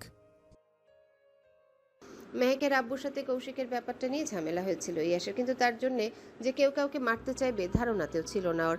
ওই লোকটার জন্যে তবে রুহি মারা গেছে। ঈশানও অনুশোচনা বোধ থেকে বাঁচতে আত্মহত্যার পথ বেছে নিয়েছে। সবকিছুর মূল তবে মেহেকের আব্বু সালমান চৌধুরী। মাথাটা কেমন করছে ইয়াসের, বিরক্ত লাগছে সবকিছু। কিন্তু মেহেক যে একটা বাচ্চা মেয়ে, বাবার ভুলের শাস্তি মেয়েটাকে পেতে হবে। ইস, মেহেকের কথা ভেবে খারাপ লাগছে ইয়াসের। ইয়াসকে কথাগুলো বলে আবারও অঝরে কান্না শুরু করলো মেহেক। ইয়াস আর সাইফান কত কি বলে সান্ত্বনা দিল ওকে, কিন্তু মেহেক তো জানে তাকে শাস্তি পেতেই হবে। নিজেকে কোনো রকমে সামলালো মেহেক, চুপচাপ উঠে দাঁড়ালো সোফা থেকে। পুলিশের সামনে গিয়ে দুহাত বাড়িয়ে দিয়ে বলল সে। সাথে সাথে মহিলা পুলিশগুলো চলে এলো মেহেকের কাছে। ওকে তোলা হলো পুলিশদের নিয়ে আসা গাড়িটাতে। নির্বাক দৃষ্টিতে চলন্ত গাড়িটার দিকে তাকিয়ে রইল সাইফান আর ইয়াস।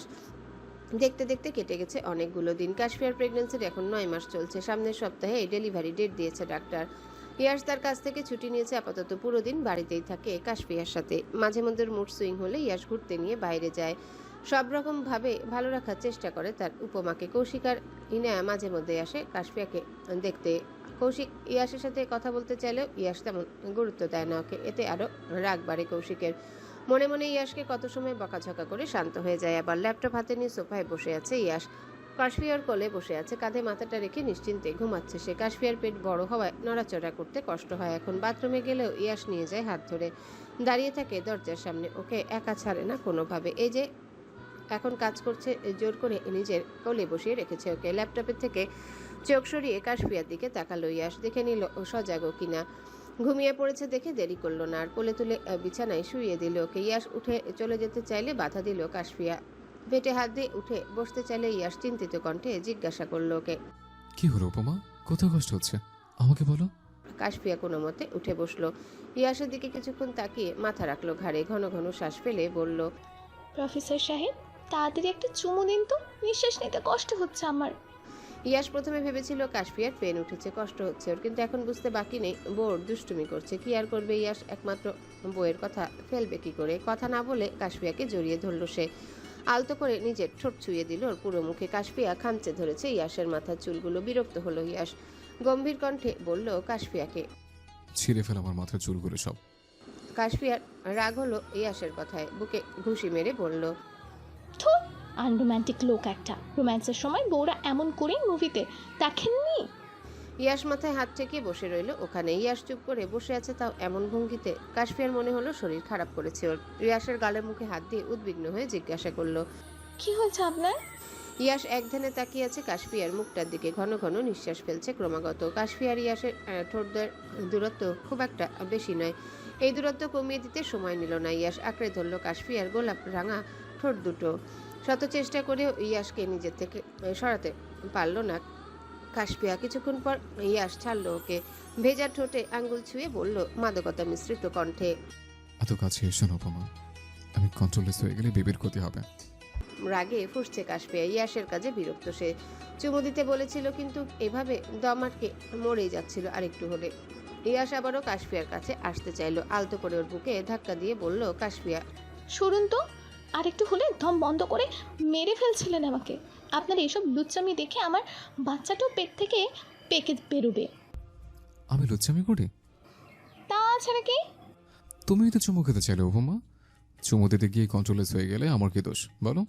লোভ তো দেখালে তুমি নিজেই।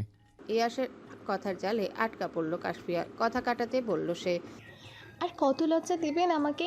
সরুন এবার, ঘুম পাচ্ছে। ইয়াস নড়ল না এক চুলো। কাশফিয়ার কথায় ঠোঁট কামড়ে হাসলো সে। কাশফিয়া ঘুমিয়ে পড়লে ওর পেটে চুমু দিল ইয়াস। বলল বিড়বিড় করে, জুনিয়র, তাড়াতাড়ি চলে এসো। তোমার মাম্মার আদর না পেয়ে পাপ্পা শুকিয়ে যাচ্ছে দিন দিন। কাশফিয়া চোখ খুলে তাকালো, হাসলো। ইয়াসের কথা শুনেও বুঝে ফেলার আগেই আবারও বন্ধ করে নিল চোখের পাতা। সময়টা সন্ধ্যা। সাইফানের সাথে দেখা করতে একটা ক্যাফেতে এসেছে ইয়াস। মেহেকের ব্যাপারে কথা বলছিল দুজনে। এরই মধ্যে ইনায়ার কল আসলো ইয়াসের ফোনে। আসার আগে ইনায়াকে রেখে এসেছিল কাশফিয়ার কাছে। কোনো দরকারে কল দিচ্ছে ভেবে রিসিভ করলো ইয়াস। ফোনের অপর প্রান্তে থাকা ইনায়া বলল ইয়াসকে, ইয়াস, তাড়াতাড়ি হসপিটালে আয়, আমি কাশফিয়াকে নিয়ে ওখানে যাচ্ছি। কেন, কি হয়েছে? আমার উপমা ঠিক আছে? ঠিক নেই ইয়াস, ওর লেবার পেন উঠেছে। এত কথা না বলে দ্রুত যত সম্ভব তাড়াতাড়ি চলে আয়। আমি এক্ষুনি আসছি। কথাটা বলে দেরি করেনি ইয়াস। দ্রুত ছুটে এসেছে হসপিটালে। কাশফিয়াকেও তত সময় নিয়ে যাওয়া হয়েছে ওটিতে। হসপিটালের করিডোরে পায়চারি করছে ইয়াস। কেমন অস্থির অস্থির লাগছে, ও শান্তি পাচ্ছে না কোনোভাবেই। ইয়াসের বাড়ির সার্ভেন্ট সাইফান আর কৌশিক সবাই দাঁড়িয়ে আছে একপাশে। বাড়ি থেকে বারবার উজ্জ্বল আর সুফিয়া বেগমের কল আসছে। ইয়াসের মাথা ঠিক নেই, বিরক্ত হয়ে ফোনটাই অফ করে রেখেছে। কৌশিক এগিয়ে এলো ইয়াসের দিকে, মান অভিমান দূরে ঠেলে কথা বলল ওর সাথে। আমি শান্ত হতে পারছি না কৌশিক, এত সময় হলো এনাই বেরোচ্ছে না কেন? আমার যে দম বন্ধ লাগছে। আমার উপমা ঠিক আছে তো? ইয়াসের করা একের পর এক প্রশ্নে ওকে কি উত্তর দিবে বুঝলো না কৌশিক। ওরও চিন্তা কম হচ্ছে না বোনের জন্য। কাশফিয়ার বয়স কম, এই বয়সে বাচ্চা নিলে কত রকমের সমস্যায় পড়তে হয় মায়েদের, কিন্তু ওর যে কিছুই করার নেই, সবই আল্লাহর ইচ্ছা। বারবার ওনাকে ডাকছে আর বলছে যেন সুস্থ থাকে ওর বোনটা। অপেক্ষার অবসান ঘটলো অবশেষে। একটা ছোট্ট বাচ্চাকে সাদা রঙের তোয়ালেতে জড়িয়ে ওটি থেকে বেরোলো ইনায়া। নার্সরা মিলে কাশফিয়াকে নিয়ে গেল অন্য কেবিনে। বাচ্চাটা কান্না করে যাচ্ছে ক্রমাগত, ছোট ছোট হাত পাগুলো নাড়ছে সে। কৌশিকের মুখের অন্ধকার সরে গেল, ঠোঁটের কোণে হাসি ফুটলে ওর।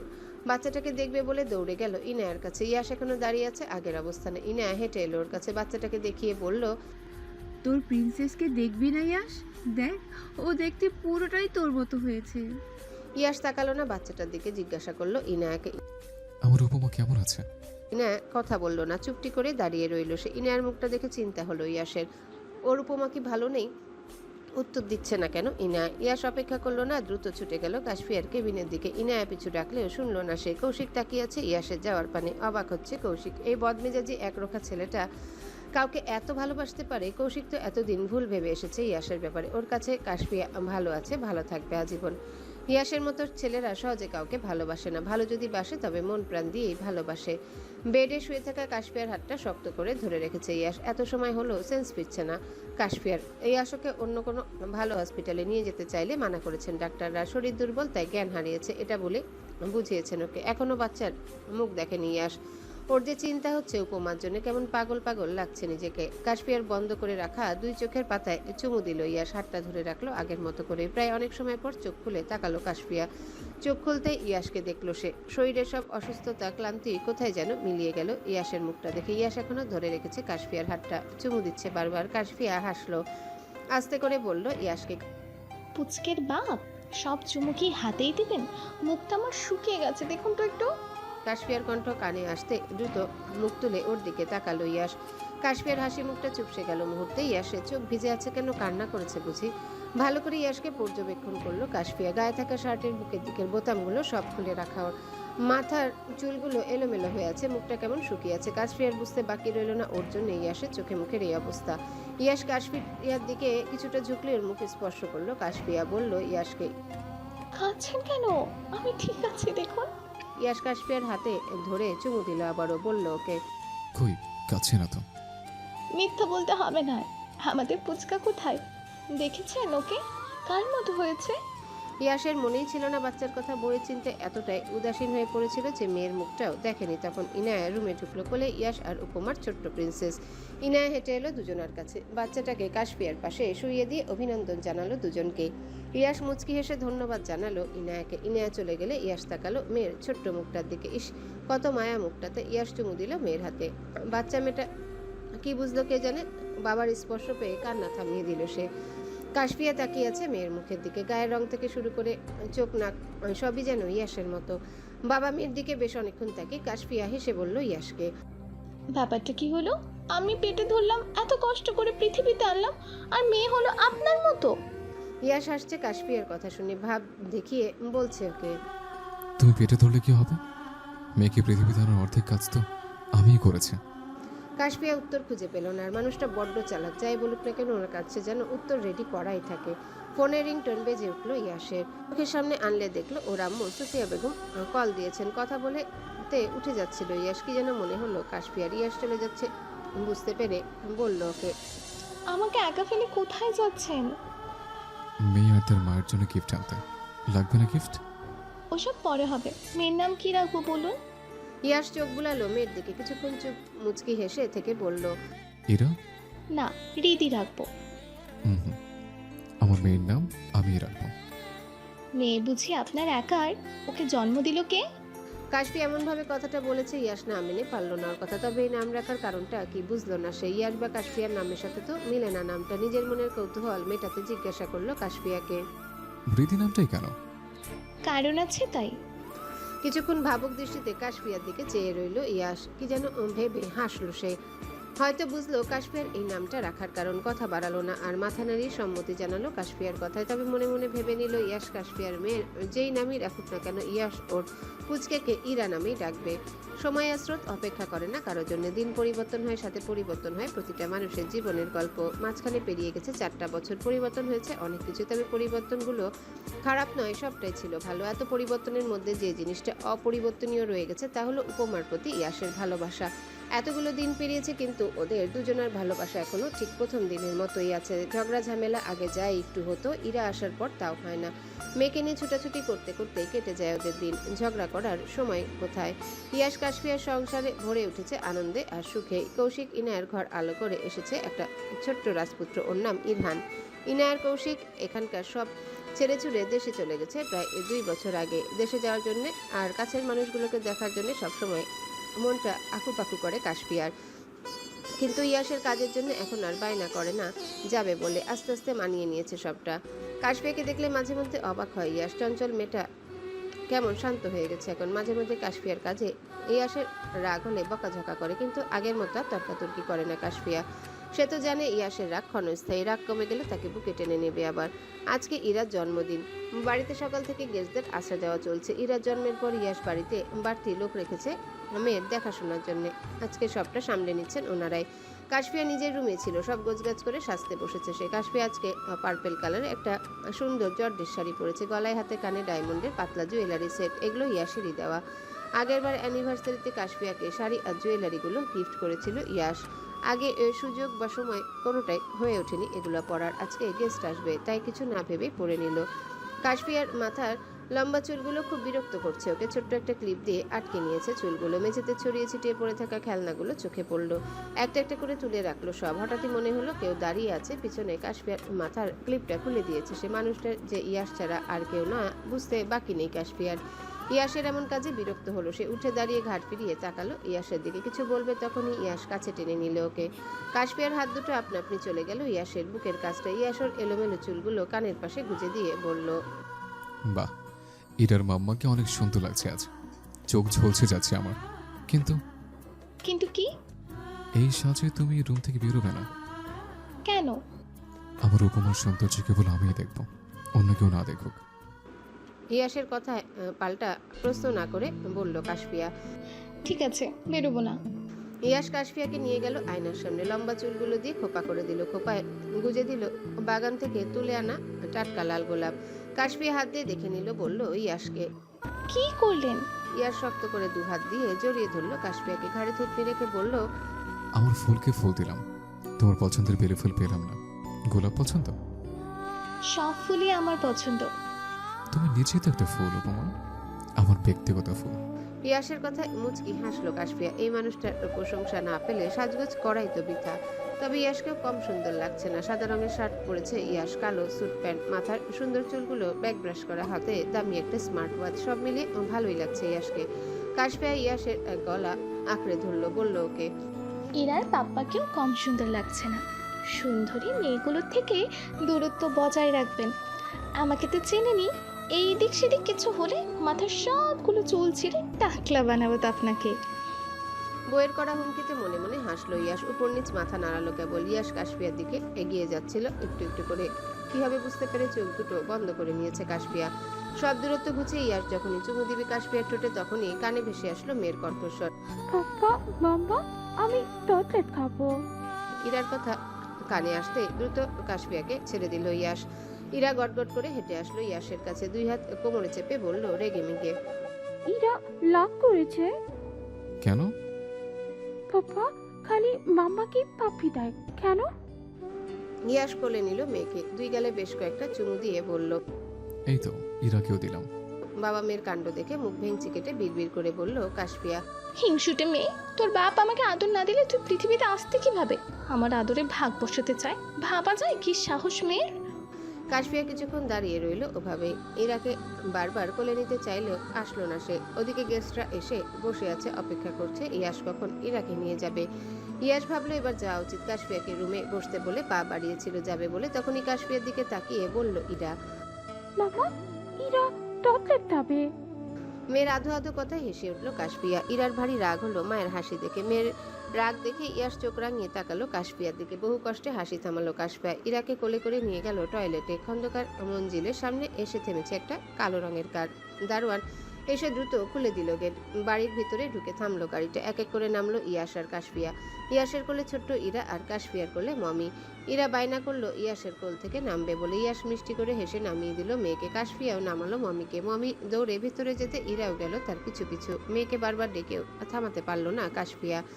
সুফিয়া বেগম বাড়ির উঠোনে এসেছেন রোদ শুকাতে কাপড় নিতে। হঠাৎই মনে হলো ওনার শাড়ির আঁচল ধরে টানছে কেউ।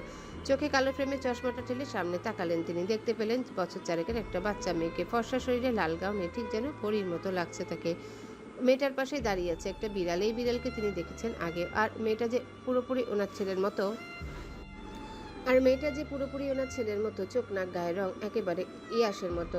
চিনতে ভুল করেননি সুফিয়া বেগম। এ হলো ছোট্ট ইরা, ওনারই রক্ত। আর খন্দকার মঞ্জিলের রত্ন। হাতে থাকা কাপড়গুলো পাশে দাঁড়িয়ে থাকা গৃহকর্মীর হাতে ধরিয়ে দিলেন সুফিয়া বেগম।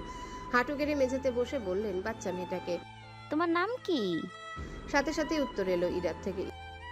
আমার তো অনেকগুলো নাম, কোনটা বলবো? এই যে নামটা বেশি পছন্দ। ইরা বেশ কিছুক্ষণ ভেবে উত্তর দিল, পাপা প্রিন্সেস আর মাম্মা লিডি। ইরার এমন অস্পষ্ট কথা আর কেউ বুঝবে কিনা সন্দেহ। তবে সুফিয়া বেগম বুঝলেন ঠিকই। দ্বিতীয় নামটা যে সে রিদি বলেছে এটাও বুঝে নিলেন। ইরার ছোট্ট হাতটা টেনে নিজের কাছে নিয়ে আসলেন। আবারও জিজ্ঞাসা করলেন ওকে, তুমি আমাকে চেনো? না তো। আমি তোমার পাপ্পার আম্মু, বুঝেছো? বুঝদারের মতো উপর নিচ মাথা নাড়ল ইরা। কি বুঝলো কে জানে। কিছুক্ষণ পর সুফিয়া বেগমের মতোই মাটিতে বসলো ইরা। মমির গায়ে হাত বুলিয়ে দিয়ে বলল, শোনো পাপার আম্মু। বলো সোনা। আমার মমিকে খাবার দাও, ওর খিদে পেয়েছে। সুফিয়া বেগম হাসলেন। কোলে তুলে নিলেন ইরাকে। কাশফিয়ার কল্পে সিমি, আফিয়া আর উজ্জ্বল সহ বাড়ির সকলে বেরিয়ে এসেছে উঠোনে। সুফিয়া বেগমের ইশারায় বিড়ালটাকে ভিতরে নিয়ে গেল সিমি। ইরাকে রাগ করলে ওকে বুঝালেন মমিকে খাবার দেওয়ার জন্য ভিতরে নিয়ে যাওয়া হচ্ছে। কাশফিয়া রিয়াস মাত্রই এসে দাঁড়ালো সবার সামনে। ওদেরকে দেখে ছুটে গেল আফিয়ার উজ্জ্বল। ব্যাগপত্র সব নিয়ে গেল বাড়ির ভেতরে। খন্দকার মঞ্জিলে আজ খুশির আমেজ। আসার আগে ইয়াস কাউকে জানায়নি, তাই আনোয়ার সাহেব, উজ্জ্বল আর বাকিরা বকাঝকা দিচ্ছেন ওকে। সুফিয়া বেগম আর আফিয়া রান্নার কাজে ব্যস্ত। আজ ইয়াসের পছন্দের সব খাবার বানাচ্ছেন মা মেয়ে মিলে। আশেপাশে পাড়া প্রতিবেশীরা এসেছেন ইয়াসদের দেখতে। ইরা এত সময় চিনে গেছে সবাইকে। ইয়াস এক এক করে মেয়ের সাথে পরিচয় করালো সবার। কাশফিয়া ইয়াসকে রেখে ইরাকে নিয়ে ব্যস্ত বাড়ির মানুষরা। বিশেষ করে ইয়াসের আব্বু আনোয়ার সাহেব আর সিমিম ইরাও মিশে গেছে সবার সাথে। তবে কারো টুকটাক ভুল হলেই কান্না করে ভাসাচ্ছে সে। বিকেলে কৌশিক আর ইনায়া এসেছে ইয়াসদের দেখতে। ইনায়ার কোলে ছোট্ট ইরহান। কাশফিয়া ছুটে গেল ওদেরকে দেখে। ইরহানকে কোলে নিয়ে আদর করলো সে। ইয়াসও একই কাজ করলো। এটা দেখে আবার রাগ হলো ইরার। সুযোগ পেতেই খামচে দিল ইরহানের গাল। মেয়ের দুষ্টুমি দেখে বিরক্ত হলো ইয়াস। ছোট্ট করে একটা ধমক দিয়েছিল ওকে। ইরা কান্না করে চলে গেল ইয়াসের কাছ থেকে। তারপর আর কি, কত কিছু করে ইয়াস রাগ ভাঙালো মেয়ের। রাত প্রায় 12টার কাছাকাছি হবে। বাড়িতে আত্মীয় স্বজনরা এসেছেন আজ। ইনায়ার কৌশিকও থেকে গেছে। কাশফিয়ার পাশটায় শুয়ে আছে ইরা। ইয়াস বসে আছে সোফায়। বিড়বিড় করে বলছে মা মেয়ের দিকে তাকে। মেয়েটাকে দেখতে পুরো আমার মতো হলেও মায়ের মতো ঘাটতারা হচ্ছে। ইয়াসের কথায় ইরা বা কাশফিয়া কারোরই কানে যায়নি। নিশ্চিন্তে ঘুমাচ্ছে ওরা। ইয়াস ল্যাপটপ হাতে নিয়ে বসে আছে সোফায়, মনোযোগ দিয়ে কিছু করছে। কিছুক্ষণ না যেতে মা মেয়ে দুজনে উঠে গেল ইয়াসের কাছে। দুই পাশে দুজনে বসে হঠাৎই চিৎকার দিয়ে উঠলো। ভয়ে ইয়াসের হাত থেকে পড়ে গেল ল্যাপটপটা। রেগে তাকালো কাশফিয়ার দিকে। ইয়াসের রাগান্বিত চেহারা দেখে হাসি থামিয়ে চুপ করে গেল কাশফিয়া। কিন্তু ইরা তো ওর এক কাঠি উপরে। ইয়াসের কোলে উঠে মাথার চুলগুলো সব শক্ত করে ধরে রেখেছে। ইয়াস ধমকের স্বরে বলল মেয়েকে, এরা হচ্ছে কি? বাবার বড়সড় ধমকে চুপচাপ মায়ের কাছে চলে গেল ইরা। ইয়াস বিরক্ত হয়ে বলল কাশফিয়াকে, এসব কি উপমা? আমার মেয়েকে বাদর বানাচ্ছ তুমি? মেয়ে তো বাঁদরই, আপনার মতন বাঁদর। অথচ এই বাদরের আদর না পেলে তোমার শ্বাস নিতে কষ্ট হয়। কাশফিয়া মুখ ভেঙচি কেটে ইরাকে কোলে নিয়ে চলে গেল বিছানায়। ইয়াস হাসলো ওর মুখের ভঙ্গিমা দেখে। রান্নাঘরে জিনিসপত্র সব গুছিয়ে নিজের রুমে যাচ্ছিলেন সুফিয়া বেগম। ইয়াসের রুমের দরজা খোলা, তাই চোখ পড়ল ওনার। ইয়াসের রুমের দরজার সামনে দাঁড়িয়ে পুরো ঘটনাটা দেখলেন তিনি। ছেলের বৌমার সুখের সংসার দেখে ভালোই লাগছে ওনার। ইয়াসের চোখ পড়ল মায়ের দিকে। রুম থেকে বেরিয়ে সুফিয়া বেগমের সামনে দাঁড়াতে উনি বললেন, আসলে তবে আবার ফিরে যাবে নিশ্চয়ই। চলেই যখন যাবে তাহলে এসেছো কেন? ইয়াস কিছুক্ষণ চুপ থেকে বললেন সুফিয়া বেগমকে, এবার আর ফিরে যাচ্ছি না আম্মু। ইয়াসের কথা শুনে খুশি হলেন সুফিয়া বেগম। এ যে আশা করেননি তিনি। ছেলে, বৌমা আর নাতনিকে এবার থেকে কাছে পাবেন ভাবতেই খুশিতে চোখের কোণে পানি জমা হলো ওনার। ছেলের সাথে কিছুক্ষণ কথা বলে চলে গেলেন নিজের রুমে। সকাল পেরিয়ে বিকেল হয়েছে। বাড়ির মেহমানরা অনেকে চলে গেছেন, আবার কেউ কেউ থেকে গেছেন। ইয়াস বাড়িতে নেই, হয়তো রহির কবরের কাছে গেছে। কাশফিয়া মনে মনে এটাই ভেবে নিয়েছে। তার কল দিয়ে বিরক্ত করলো না ইয়াসকে। রুমে গিয়ে অপেক্ষা করতে লাগলো ওর আসার। ব্যালকনিতে রাখা ফুলের টবগুলো এলোমেলো হয়ে আছে দেখে কাশফিয়া হেঁটে গেল ব্যালকনিতে। ওর পিছু পিছু গেল ইরাও। কিছুক্ষণ বাইরের দিকে তাকিয়ে কি যেন ভেবে ডাকলো কাশফিয়াকে। মাম্মা। কাশফিয়া ফুলের টবগুলো ঠিক করতে করতে উত্তর দিল মেয়ের কথায়। বলো। ভাঙা ভাঙা কণ্ঠে বলল ইরা। ওখানে নাকি ঘুম পড়ি শুয়ে আছে। দ্রুত ইরার দিকে তাকালো কাশফিয়া। ওর হাতের ইশারা অনুসরণ করে সামনের দিকে তাকালো সে। নজরে এলো রহির কবরটা। রুমের ব্যালকনি থেকে রহির কবরস্থান পুরোপুরি না হলেও খানিকটা দেখা যায়। দীর্ঘশ্বাস ফেলে ইরাকে বলল কাশফিয়া। কে বলেছে? সহজ সরল স্বীকারোক্তি ইরার। পাপা বলেছে। কাশফিয়া মুচকি এসে ইরার মাথার চুলগুলো ঠিক করে দিয়ে বলল, হ্যাঁ, ওখানে ঘুমপুরি শুয়ে আছে। ঘুম পড়ি আমার কি হয় মাম্মা? তোমার আন্টি হয়। নাম কি তার? রহি। কিছুক্ষণ ভেবে বের করলো ইরা। রহি নামটা ওর অন্য নামের মতোই, যে নামে কাশফিয়া ডাকে সব সময়। ছোট্ট মাথায় প্রশ্ন এলো ইরার। ঘুম পড়ি কি ওকে ভালোবাসে? জিজ্ঞাসা করলো কাশফিয়াকে। পরি কি ইরাকে ভালোবাসে মাম্মা? সে তো নেই মামুনি, থাকলে অনেক ভালোবাসতো তোমাকে। তাহলে পলি কাকে ভালোবাসে? কথা নেই কাশফিয়ার মুখে। চুপ করে রইল সে। ঘাড় ফিরিয়ে তাকালো রহির কবরটার দিকে। পরে আবার ইরা ছোট্ট মুখটার দিকে তাকিয়ে মিষ্টি হেসে উত্তর দিল, পরি হৃদির পাপ্পাকে ভালোবাসে। ইরার থেকেও বেশি? সবার থেকে বেশি। মায়ের কথায় রাগ হলো ইরার। গটগট করে চলে গেল নিজের রুমে। ইয়াস মাত্রই রুমে ঢুকলো। মেয়ের এমন রাগের কারণ বুঝলো না সে। হৃদিকে ভালিয়ে নিজের কাছে নিয়ে এলো। কোলে তুলে ওর দুই গালে চুমু দিয়ে বলল, কি হয়েছে আমার প্রিন্সেসের? কে বকেছে? মাম্মা বকেছে। কি বলে বকেছে? ঘুম পড়ি মাম্মাকে ভালোবাসে। ইয়াস চোখ মুখের ভাবভঙ্গি পরিবর্তন হলো মুহূর্তেই। এই নামে তো ইয়াস রহিকেই ডাকে। ইরা কিছু জিজ্ঞেস করায় তখন ওকে বলেছিল কথাটা। ওর ছোট্ট মেয়েটা এখনো সব মাথায় নিয়ে বসে আছে। আর ওর উপমাইটা বা কেমন? এসব বলছে মেয়েকে। ইয়াস মুখে হাসি টেনে বলল ইরাকে, হুম, আমার প্রিন্সেসের মতো আমাকে আর কেউ ভালোবাসে না। চোখে মুখে খুশির ঝিলিক ইরার। অন্ধকার মুখটা ছেয়ে গেল হাসিতে। বাবার গলা জড়িয়ে ধরলো শক্ত করে। ইয়াসও হাসলো মেয়ের কাণ্ডে। কাশফিয়া এখনো দাঁড়িয়ে আছে ব্যালকনিতে। বাবা মেয়ের খুনসুটি দেখে হাসছে সে।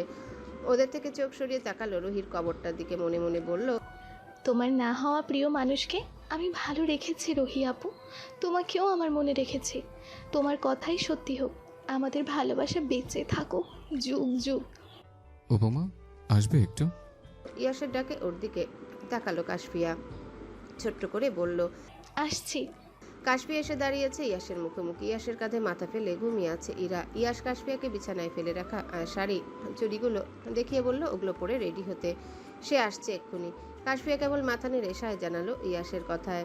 মুখে কিছুই বলল না সে। ইয়াসের আনা নীল রঙের শাড়ি চুড়ি আর বেলি ফুলের গাজরা পরে তৈরি হয়েছে কাশফিয়া। বিকেল পেরিয়ে রাত হতে চললো, কিন্তু ইয়াসের আসার নাম নেই। ইরা তার বাবার সাথে আছে, তাই চিন্তা করলো না ওকে নিয়ে। কাশফিয়ার থেকে ইয়াসকে ইরা একটু বেশি ভালোবাসে। মেয়ে তার বাবার কাছে থাকলে নিশ্চিন্ত থাকে কাশফিয়া। বিছানায় বসে থাকতে থাকতে বিরক্ত কাশফিয়া। উঠে গিয়ে আয়নার সামনে দাঁড়িয়েছিল মাত্র। ইয়াস এসে পেছন থেকে জড়িয়ে ধরলো তখনই। কাশফিয়া ভাবে দাঁড়িয়ে থেকে বলল ইয়াসকে, মেয়ে কোথায়? আম্মুর কাছে। রেখে আসলেন যে? কান্না করবে তো। কারণ আছে তাই। কি চাই আপনার? মতলব ভালো ঠেকছে না। বাবু চাই। কাশফিয়া ঘুরে তাকালো ইয়াসের দিকে। দুই হাত দিয়ে গলা জড়িয়ে ধরে বলল, একজনকে নিয়েই পারি না, আরেকজন কে সামলাবে শুনি? তুমি আমাকে সামলাবে আর আমি বাচ্চাদের। বাহ, আমার কথাই আমাকে বলা হচ্ছে। ইয়াস তাকিয়ে রইল কাশফিয়ার সুন্দর মুখটার দিকে। মাথার গাজরাটা খুলে দিল সে। এলোমেলো হলো কাশফিয়ার মাথার চুল। শাড়ির কুচিতে হাত রাখতে কেঁপে উঠল কাশফিয়া। বাধা দিয়ে বলল ইয়াসকে, এলোমেলো করার মতলব যখন, সাজতে বললেন কেন? আমি নিজ হাতে এলোমেলো করবো তাই। আদৌ চাই না? কাশফিয়া লজ্জা পেল। ইয়াসের বুকে লুকিয়ে আস্তে করে বলল, চাই তো। কাশফিয়া সম্মতি পেয়ে দেরি করলো না। ইয়াস কোলে তুলে নিল। ওকে নিয়ে গেল বিছানার কাছটায়। গায়ের শার্টটা খুলে মেঝেতে ফেলতে শুকনো ঢোক গিলল কাশফিয়া। ইয়াস ওর দিকে ঝুঁকলো। কাশফিয়া ইয়াসের বুকে হাত দিয়ে বলল, পাগলামি করবেন না একদম। 100 বার করবো। সরুন তাহলে। আজ তোমাকে আদর দিব। পালাতে চেয়েও পারল না কাশফিয়া, হার মানল ইয়াসের জেদের কাছে। পুরো শরীর জুড়ে ইয়াসের ঠোঁটের উষ্ণ স্পর্শ পড়ছে, বারবার কেঁপে কেঁপে উঠছে কাশফিয়া। লজ্জাবতী পাতার ন্যায় নেতিয়ে পড়েছে বিছানায়। ইয়াস নিজের সবটুকু ভালোবাসা উজাড় করে দিতে ব্যস্ত তার উপমাকে। ঘড়ির কাঁটা জানান দিচ্ছে রাত প্রায় 12টার কাছাকাছি। ইয়াস শুয়ে আছে কাশফিয়ার ছোট্ট বুকে মাথা রেখে। দু হাতে শক্ত আলিঙ্গনে জড়িয়ে ধরেছে ওকে, এমনভাবে ধরে রেখেছে নড়াচড়ার অবকাশটুকুও নেই। মনে হচ্ছে ছাড়লে পালাবে সে। কাশফিয়া হাত বুলালো ইয়াসের মাথার ঘন চুলের ভাঁজে, মুচকি হেসে বলল, প্রফেসর সাহেব, আপনি আমার ভালো থাকার ঔষধ। আপনার কাছে আমি কি বলুন?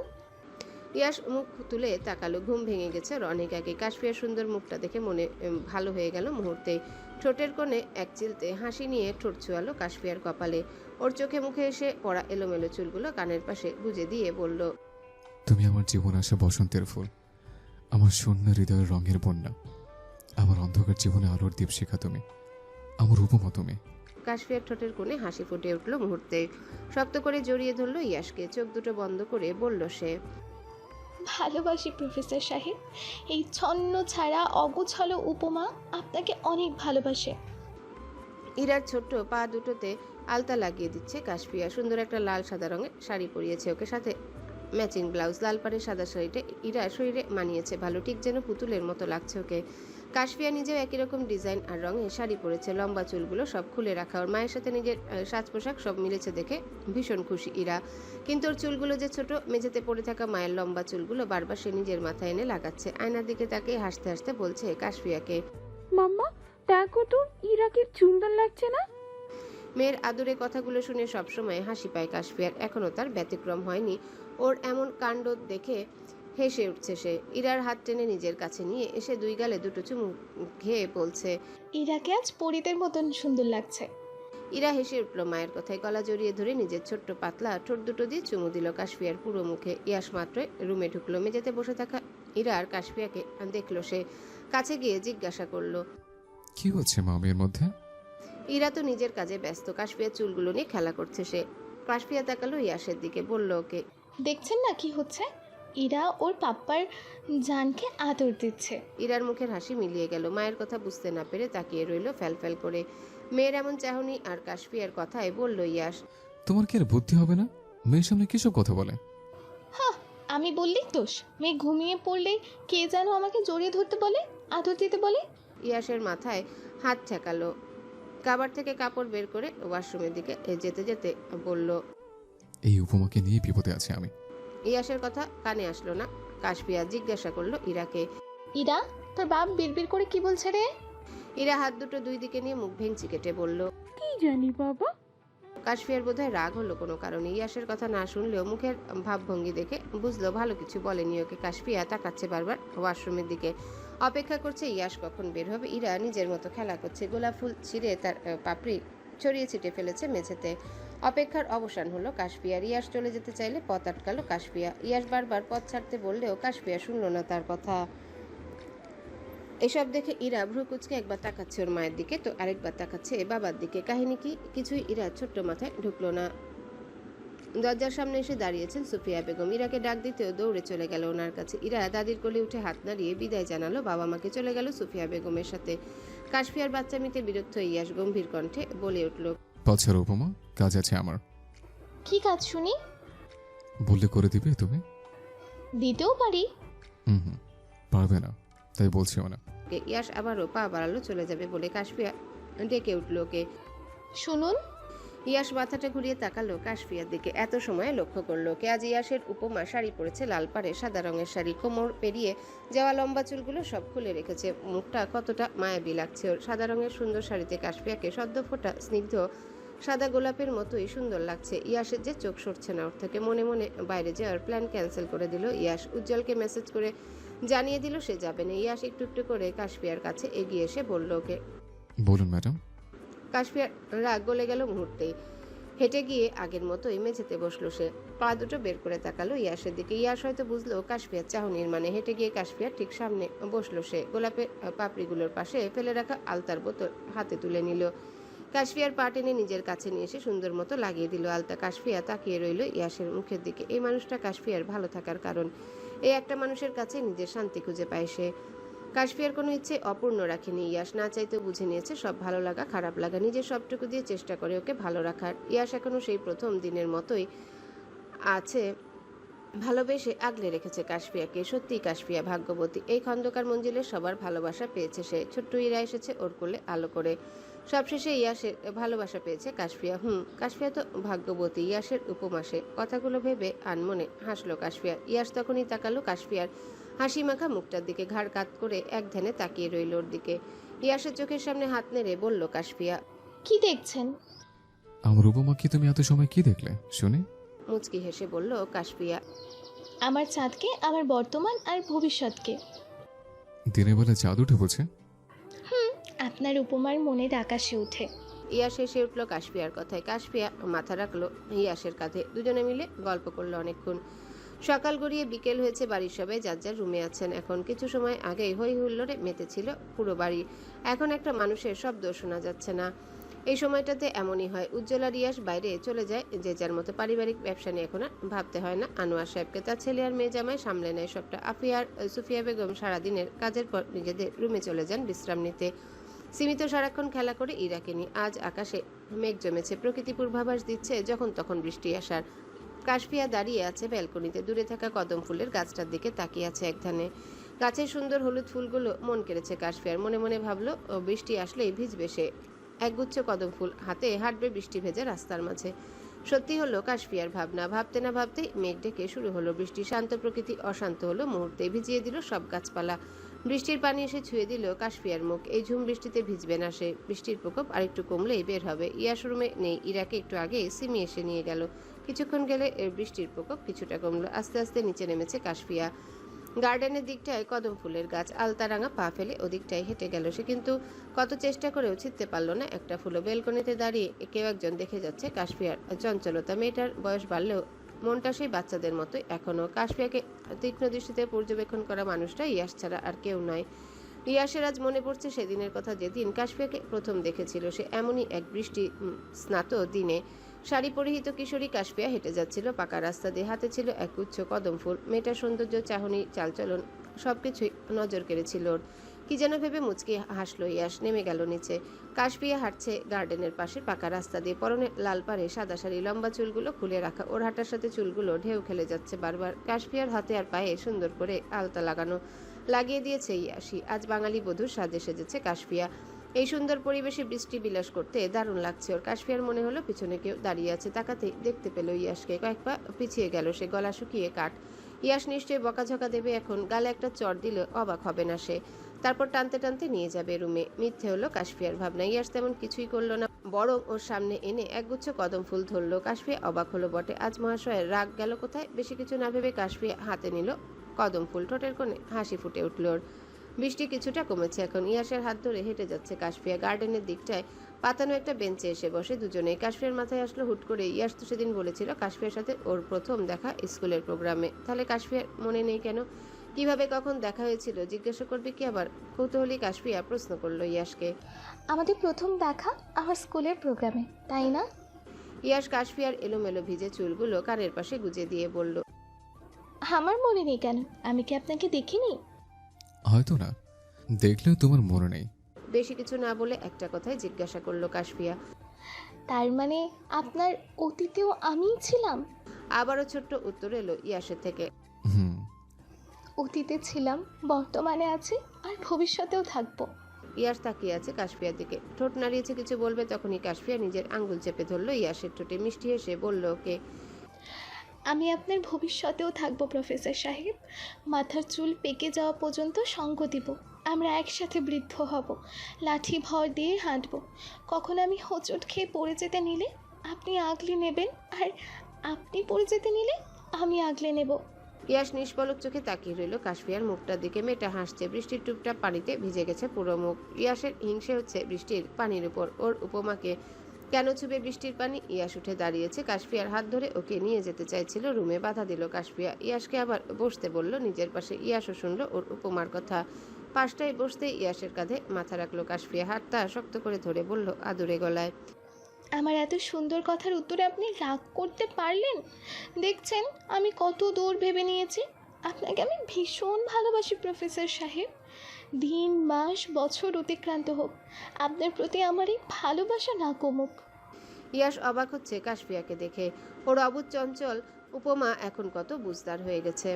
নিজের দুহাতে রাজলাই কাশফিয়া ছোট্ট মুখটানি আলতো করে ঠোঁট ছুঁয়ে দিল কপালে। শান্ত কণ্ঠে বলল কাশফিয়াকে, আমি তোমাকে ভালোবাসি উপমা। আমার সবটুকু ভালোবাসা কেবল তোমার জন্য, আমার উপমার জন্য। ইয়াশের সুন্দর কথায় ভালো লাগে চেয়ে গেল কাশফিয়ার চোখ মুখ। কিছু না ভেবে ইয়াশের বুকে মাথা রাখলো সে। চোখ দুটো বন্ধ করে নিল। এতক্ষণ ধরে ভেজা কাপড়ে থাকায় জ্বর আসতে পারে ভেবে ইয়াশ কাশফিয়াকে কোলে তুলে নিল। হাঁটতে শুরু করলো বাড়ির দিকে। পড়ে যাওয়ার ভয়ে কাশফিয়া শক্ত করে আঁকড়ে ধরল ইয়াশের গলা। যদিও জানে ইয়াশ থাকতে কোনো বিপদ ওকে ছুতে পারবে না। কাশফিয়া বিশ্বাস করে এই মানুষটা যতটা ভালোবাসে ঠিক ততটাই বিশ্বাস করে।